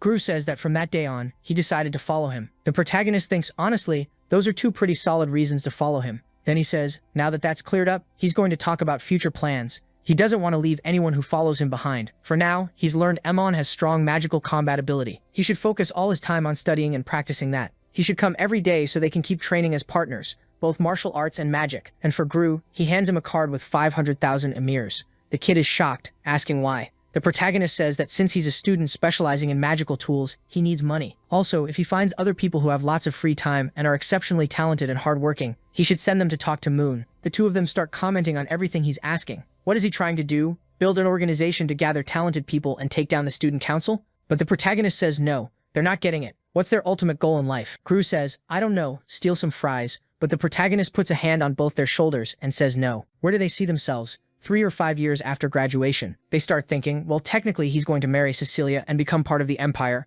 Maybe he wants to build a loyal force around him, even while he's still a student. The protagonist knows that even if his plan to stop Ariel from messing up his life works, he'll still run into problems later. And the more talented people he meets, the more they'll help. So the goal is make as many friends and allies as possible, and as few enemies as possible. He's going to be known as the school's investor, and he's laughing there, all smug. Now his friends come to the conclusion that Moon didn't change at all. Only his ambitions did. They never imagined his goal was to control the entire country. Moon asks what they think his goal is. They tell him not to worry. From now on, they won't tell anyone. And they won't reveal it even if they're at the guillotine. The protagonist is kind of freaked out, asking what they're talking about with guillotines. Then Amon says Moon can count on him. His talent is average compared to his father, but he won't disappoint Moon. Gru says Moon can count on him too. Not only will he study magical instruments, he'll also learn economics to help manage the empire. They're already imagining it. Like that chubby guy, this awesome picture with the other one in armor, saying they'll be the Emperor's left and right hands. The protagonist is like, Emperor? And they're like, yeah, that's right. Well, okay, what matters is having ambition. His friends tell Moon he doesn't need to hide it. He wants to put Emin in charge of the army and Gru in charge of managing all the Empire's talent. The protagonist still can't understand what they think is happening. He can't even do basic energy magic. He can't even understand the classes. So what are they talking about? An empire. The goal was just to keep them close so they wouldn't cause trouble. But now with these huge goals, that could create other problems. But their intentions seemed good, and he didn't want to shut it down. So he says, all right, let's go. Let's get something to eat. Scene changes to a restaurant. Some maids eating. When Weir suddenly comes in saying something huge happened. Cecilia asks why she's so anxious she didn't even knock. Weir explains they've got trouble again with the campus newspaper. They're spreading nonsense. Cecilia thinks it's weird and asks if she didn't go there today. Her friend says she did, but there was no one there. She left a message under the door, but it looks like they didn't check it. Then she sees the paper about the protagonist and Fran, with a headline saying he's now dissatisfied with the older girls and changed his taste. It says he not only showed interest in her, he even invited her to a private exercise session after class. Cecilia stands up immediately and says she'll finish this later. Scene changes to Ariel slamming the table, calling for someone named Mingote, asking what the hell this is they're saying about her being a pregnant ex-girlfriend. The green-haired guy, probably Mingote, says it's no big deal, just everyday news. Besides, he always puts a tiny little line underneath explaining that it could be speculation. She says clearly nobody can read that tiny text, but he says he has more important things to do so he doesn't have time to argue with her. If possible, Miss Ariel could stop bothering him. She warns him he'd better publish another issue apologizing or else he asks what she's going to do, fight him. She should know, first of all, it's impossible for any news to be taken down, and if she wants to challenge him, he accepts. Also, he wants to thank Ariel. Actually, thanks to that story with the blonde kid, the paper is selling more than ever. How about he publishes a new piece saying she's trying to change the truth and, for example, threatened him. She's furious, saying that's dirty. When right then both of them look to the side and Cecilia walks into the room. The guy starts shaking. Ariel asks what she's doing there, and Cecilia immediately says Mingote knows exactly why. He jumps and asks if it's because of what he thinks it is. He warns her he can't be punished. None of the articles broke school rules or imperial laws. Cecilia just sits down and says she'll get straight to the point. He's been ignoring student council warnings and running stories without verified information. It's been ruining innocent people's reputations. The guy is completely frozen, and she asks if Mingote Raymond really wants to die. Yeah, did you think she was going to use the law? She's going to kill you. Next chapter, the protagonist finds out martial combat class is happening. And seriously, look at the kid's back, it's getting huge. What is that? Now we move to the Santa Maria training area. Like he expected, in physical combat class, most people are men. But Ariel is there too. She's confused, wondering what Moon is doing there. Then a buff older guy shows up and says, good, everyone's here. So same rules as always. First class of the semester is going to be a bunch of duels. He wants to see what each of them learned during the break. Everyone cheers. Apparently it's what they like most. The teacher warns that if he finds out anyone got worse, they'll pay double. In front of the box, he draws the first numbers, 9 and 1. The protagonist realizes he's number 1, meaning he has to fight first. But as long as it's not Ariel, it's fine. When he turns around, there's number 9, this huge jacked guy. The protagonist is confused, wondering if that's someone's dad. No way that's a student, but it is. His name is Rain, and he's a second year. The protagonist starts, oh, it's you. You're the... And the guy cuts him off saying he knows who Moon Campbell is. Well, I'm Rain. The protagonist, a little awkward, goes, oh, okay, cool. They greet each other and Moon asks him to go easy. Ariel, on the other hand, is pissed. She wanted to go first to show her talent. Meanwhile, everyone off to the side is making bets. His friends say it's ridiculous. Who bets on an obvious fight like this? Obviously, Moon is going to get wrecked, since he never really participates in class. But the guy says today's bet isn't about who wins, it's about how many minutes Moon lasts. Ariel looks excited and says, "Master, we can make money and still watch that idiot get beaten up." But the ring-wearing witch says she doesn't know Moon's true strength, but she's sure he's different from last semester. Clearly he improved somehow. She thinks for a moment, then calls out that she wants to bet 200 emirs that Moon will last 10 minutes. She's confident that even if he advanced to rank 2, there's no way he can beat Rain. But he's not total trash either, so it should be enough. She's already counting the money, saying this week she's eating chicken every day. Rain, standing by the weapons, thinks, Moon Campbell. That's the name the priest mentioned before. To think the Lord hates this kid so much, and he's this skinny and weak. Really unexpected. Since his breathing seems pretty calm, it's better to end this fast by breaking his rhythm. So now they're in the arena, facing each other. Rain pulls out a sword like Zabuza's. The protagonist grabs 2 daggers, and Rain asks why he's using something so small. Moon says a sword is heavy, obviously too much for him, so daggers are fine, more than enough. Rain sighs, fine, if that's your choice, let's go. But Moon tells him to wait a second, and asks if Rain trained a long time to get those muscles. Rain says of course, he's been training since he was a kid. Out of nowhere, Moon provokes him, saying he knows a little muscle attracts women, but a lot of muscle attracts men, and that it's actually true. And he asks if any girl has ever liked Rain. Looks like Moon is the king of rage bait, and we had no idea. And the guy just stands there boiling with anger, trying to figure out how the hell this bastard knows that. Either way, he's starting to understand why the Lord wants this guy dead, and he's not letting him walk out alive. He was just some young master, not a real warrior. Stuff has happened in these training matches where people ended up dying. While the guy is stuck on that thought, the protagonist is smiling to himself, thinking, idiot. He's totally stressed. Now his aura spread through his whole body. He lost focus. It really was rage bait. The instructor tells them to get ready, signals the start, and the guy's already got his aura concentrated. But then, dude, the protagonist activates the shadow step, and his swagger shoots through the roof. The guy thrusts his sword out, thinking he's gonna kill the protagonist in one slash. But the protagonist is already past him and behind his back. In the blink of an eye, Moon is standing back there. The guy's down on one knee, and the whole class is stunned. And the guy's clothes are completely shredded, and Moon is declared the winner. Everyone's sitting there like, hold on, something went seriously wrong here. And Ariel's ring says, not only is he fast, he's got great flexibility too, even if his strength isn't anything crazy. But Ariel isn't responding, and the teacher wants to know why she's gone quiet. She's devastated because she lost her 200 emir. She bet everything, and now she's broke for the week. All of a sudden, the protagonist calls out to Rain, and when Rain turns around, the protagonist holding a bag of money. He explains there are 500 emir in there to pay for the clothes he cut up. And the part where he said Rain isn't popular with girls wasn't to clown on him. It was just to make him angry and throw him off at the start of the fight. Because honestly, from his point of view, those muscles Rain built through hard work are impressive. He genuinely thinks Rain's body shows his discipline, and he's sure Rain will eventually meet a girl who appreciates that, and she'll become his girlfriend. The protagonist walks off thinking, whew, I humiliated him, but I paid him, said what he wanted to hear. Problem solved. Except it's not solved. Rain is furious, because this damn noble who has everything he wants in life thinks he understands Rain's suffering. Scene shifts to later. The protagonist calls Anna to class, but the protagonist shows up already blushing. She's there holding a little stick, refining medicine in a cauldron, and the protagonist, kind of awkward, says maybe those clothes aren't the best for class. She explains it's the pajamas she slept in. She studied all night and just came like that. Did he like it? What does he think? He gives her a thumbs up, saying yes. Then he comments that the medicine smells really good. What's she making? She explains that she only makes nice-smelling stuff down here. If it was something that stank, she'd do it upstairs. But she's going to let it bubble for a while, so let's go to class. She wants to teach, and the guy's trying to stay focused. Looks like it went on for a while, because a lot of time passes, and he's about to head back to the dorm. But when he stands up, she tells him to stay right there, because she wants to ask him a favor. He asks what it is, and she says it's related to that potion, whose smell he liked. He asks if she wants him to learn about potions, and she says not exactly, but since he's part of the club, he needs to understand the activities. She shows him the books on the table, transcribed materials from ancient languages, and she's trying to reconstruct as much as possible of these 3 ancient potions. The protagonist gets it, so that's why it's called the Ancient Potions Club.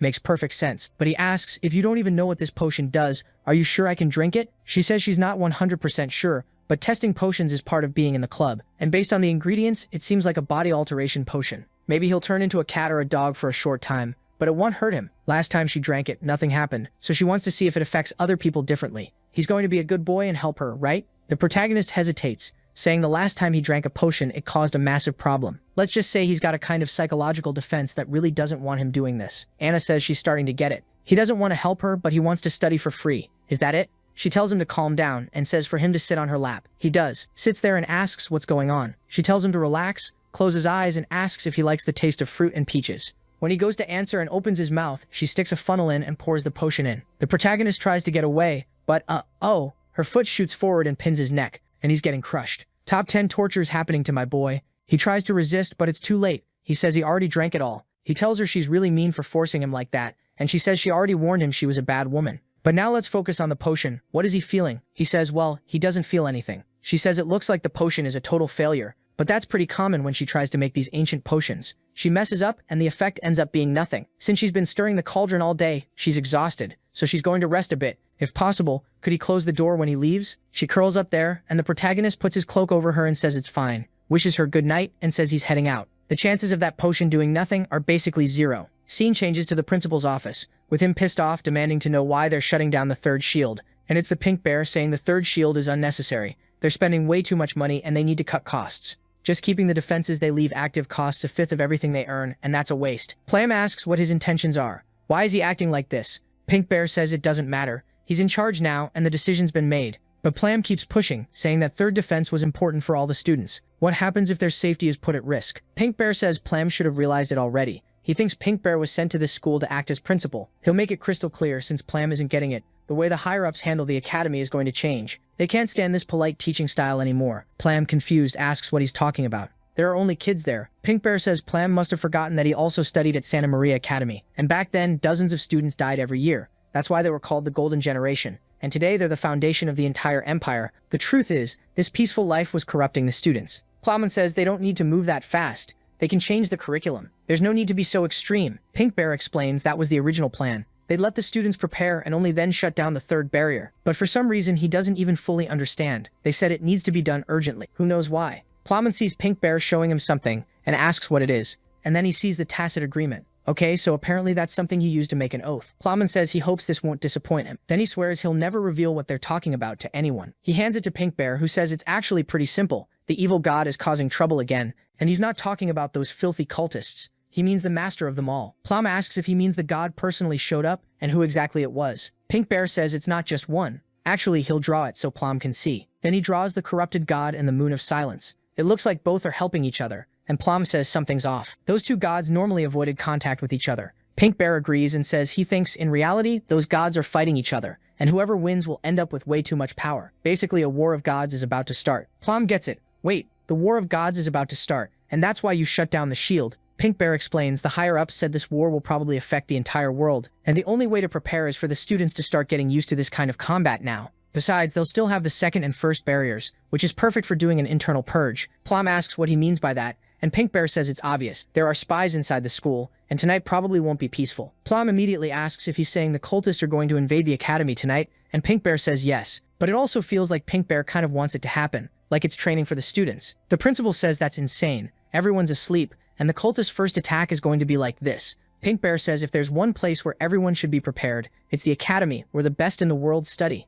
Looks like the attack really is going to happen. Pink Bear doesn't care at all. Scene changes to the girls' dorm, where Cecilia receives a letter from the principal. Actually, it's from the bear, saying there would be an enemy attack tonight and everyone in the student council had to protect the school. Then the scene shifts to a forgotten cave at the altar of the true god of love. There are guys yelling, saying to burn this heretic to death. A man is tied to a post, and someone steps forward telling everyone to be quiet. The first doctrine of true love is that only the same sex is true love, and the opposite sex is heresy. The leader says not only did the guy help an 80-year-old woman carry a basin of vegetables, but he's been working milking his own cows instead of having a woman do it. What is this? It's like a red pill cult, but literally. So apparently you can only help your friends and you can't interact. Like, I don't get it. The guy is crying, saying he has nothing else to say. They tell them to light the fire and the guy actually gets burned. What the hell? The leader cries while everyone says he had bad luck. The white-haired one says heretics need to burn along with all their sins. What are these people on? The purple-haired one says, High Priest, the execution is finished. Then the guy raises the book and says he has an important announcement for everyone. He tells the king to step forward. Wait, isn't that King Rain, the one who was fighting alongside the protagonist? Then he says the god of love sent him an oracle. The holy war has begun. The source of all that evil lives at Santa Maria Academy, but they never had a chance because of the barriers. But they have information that the barrier has disappeared, and the king who has access to the place will lead them all into the glorious war. Tonight they'll attack that place and kill the person who had the nerve to harm their lord. This is the weirdest gay cult I've ever seen. Even the guys who seem to be organizing the attack are asking, do you really think it's a good idea to let these lunatics attack the academy? The person in the back just says they hope everything goes smoothly. Back at Santa Maria Academy, there are tons of people running around, while the protagonist is collapsed on his bed. He's feeling this weird heat, and then he realizes it's raining on his face. When he wakes up, he's staring at a giant moon. Something is speaking, saying everything about me was false from the beginning. My appearance, identity, and voice were lies from start to finish. and what I did to you was just a bit of personal entertainment before death arrived. The little giant demon blasts him in the back, saying he's nothing but a puppy that wags its head, an existence she plays with and does whatever she wants with. But even when she humiliated him on purpose, he still stayed by her side. He really doesn't abandon her, and she doesn't understand those human emotions. But the day he said it didn't matter if she was human or a monster, that he wouldn't leave her, she was genuinely happy. And then after saying that, she stabs him in the back, saying that's the best way she can show her love. Since she can't change her fate, all she can do is swallow his heart, and together they'll dive into that moon. What the hell just happened? The protagonist wakes up. My god, what is going on here? Because in the next panel, we're seeing a blonde girl in Moon's pajamas. He's saying something about being soaked and leaving the book for later. He needs to take a shower before he catches a cold. But then he stops in front of the mirror and sees he's turned into a gigantic girl. Wait, I'm not getting it. Is the person wondering if it's really him? Then they look at the glass and say, I never imagined the young master had hair like this, a curly, and that he'd be such a cute girl. And these things here are big and heavy. It was like a huge water balloon, so big it almost looked fake. I'm still not sure if the one inside the body is the protagonist or that woman's spirit. Maybe it's him, because he's remembering the medicine he got from the senior. Yeah, looks like it's him. He figured it out. The potion didn't work on her because she was already a girl, so it was useless. Okay, he worked out the cause and effect. The problem is that now, holy crap, he's huge.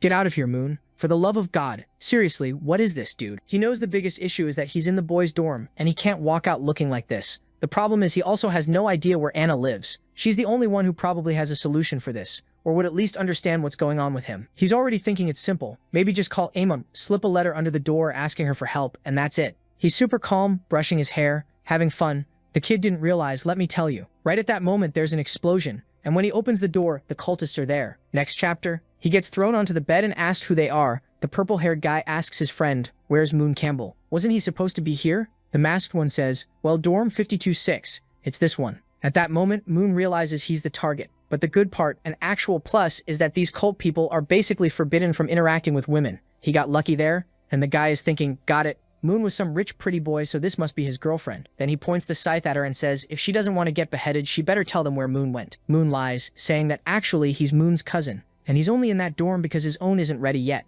He has to stay with his cousin for a while, and doesn't know anything. The guy says, perfect, since he's a cousin, they'll capture him, and that way Moon will show up. So now there's chaos at the academy, brawls between students and the invaders. The pink bear says they're responding pretty fast. The school isn't as useless as he thought. Director Marcial wants to know, if they were going to do something this risky, why didn't they warn them earlier? The big bear tells him to relax. They're just some weird cultists. Think of it like training. Cecilia alone can handle it. He looks back and says there's no way 17 powerful directors like them haven't produced people who can deal with this. Then he says, all right, that's enough. He's going back to his beauty sleep. Bye. Director Marcial wants to know how they can let this guy mess around with the students' lives, because Plain answers that he wishes he could push back, but this came from higher-ups. Then suddenly someone yells for Moon Campbell. The busty protagonist is there getting dragged along, and the cultists announce that he'd better show up. They've got someone very important to him, so he should come out instead of hiding like a coward. The protagonist is just thinking he's screwed now. If he's not going to show up, he's literally right there. Maybe he should have fought back. For a second, he thought it was some school prank. He didn't imagine the place would get invaded out of nowhere. But right then, one of the cultists gets hit straight in the stomach. It's Ariel with Leah, taking everyone down, furious and demanding to know who these cultists are. Then suddenly her expression changes, and she takes off running. Weirdly, she's running because she never expected something like this. A blonde girl so well endowed, with such a sweet, gentle aura. That beautiful girl could just wait. She was gonna save her now. Meanwhile, there's another woman whipping everybody. It's Anna, saying she didn't think the potion would have such a strong effect. In the student council room, they're watching everything and the girl says it's insane. They really took a girl hostage. Cecilia orders them to gather some of the student council's elite members and rescue everyone. Weird says okay, but what is Cecilia gonna do? Cecilia says she has something important to deal with. As soon as Weir leaves, Cecilia asks when they're going to attack her. They've been hiding for half an hour, and she's starting to get impatient. Then something comes at her, but the scene shifts to ice spreading across the room. Someone says they didn't expect to be found out so early. Cecilia says she didn't think two different gods would attack the academy at the same time. The evil god and the silent moon. Is he there to kill her? The guy holding the lantern says yes. She needs to die before she masters divine power. Cecilia warns that they made a huge mistake by sending only one person. It's honestly boring, and today he wasn't leaving that room alive. Outside, the student council members are wrecking the red pill guys. Everyone's celebrating. It's clearly easy, and Weir is saying the goal is to rescue that poor girl who got kidnapped. The protagonist is emotional, begging those student council bastards to give it everything they've got and get him out of there already. The purple-haired guy tells the leader that half their members are already gone and still no Moon Campbell. The leader says fine, then they'll cut off this woman's hand, and if he still doesn't show up, they'll cut off her legs. Then Moon gets shoved forward. They stretch his arms out, and they say now he's going to learn what happens when he ignores their orders. The leader is about to strike, and the protagonist says they're going way too far, but then Ariel shows up and lands a hit on the boss. He manages to block it, but it knocks the huge moon backward. Ariel tells the beautiful girl not to give up and not to be afraid. Ariel Bugard is there to save her. Weirdly, it's obvious she's trying to flirt with the blonde protagonist. One of the leaders says she really must be one of the most skilled people in that school. But the weakest person in their group was rank 3, so she doesn't stand a chance. Ariel says they're a bunch of freaks and they deserve a beating for hitting such a young, adorable girl. The guy gives the orders, she gets ready, and the protagonist watches all of it. He's impressed that Ariel is using 3 elements at the same time. Then he slips the lock that was holding his arm. Looks like he could have freed himself at any time. And then all of a sudden 5 guys come rushing the protagonist, telling him to like this video that helps Mamoru make more juicy content for his viewers. Activate the cheeky little bell, and I'm out.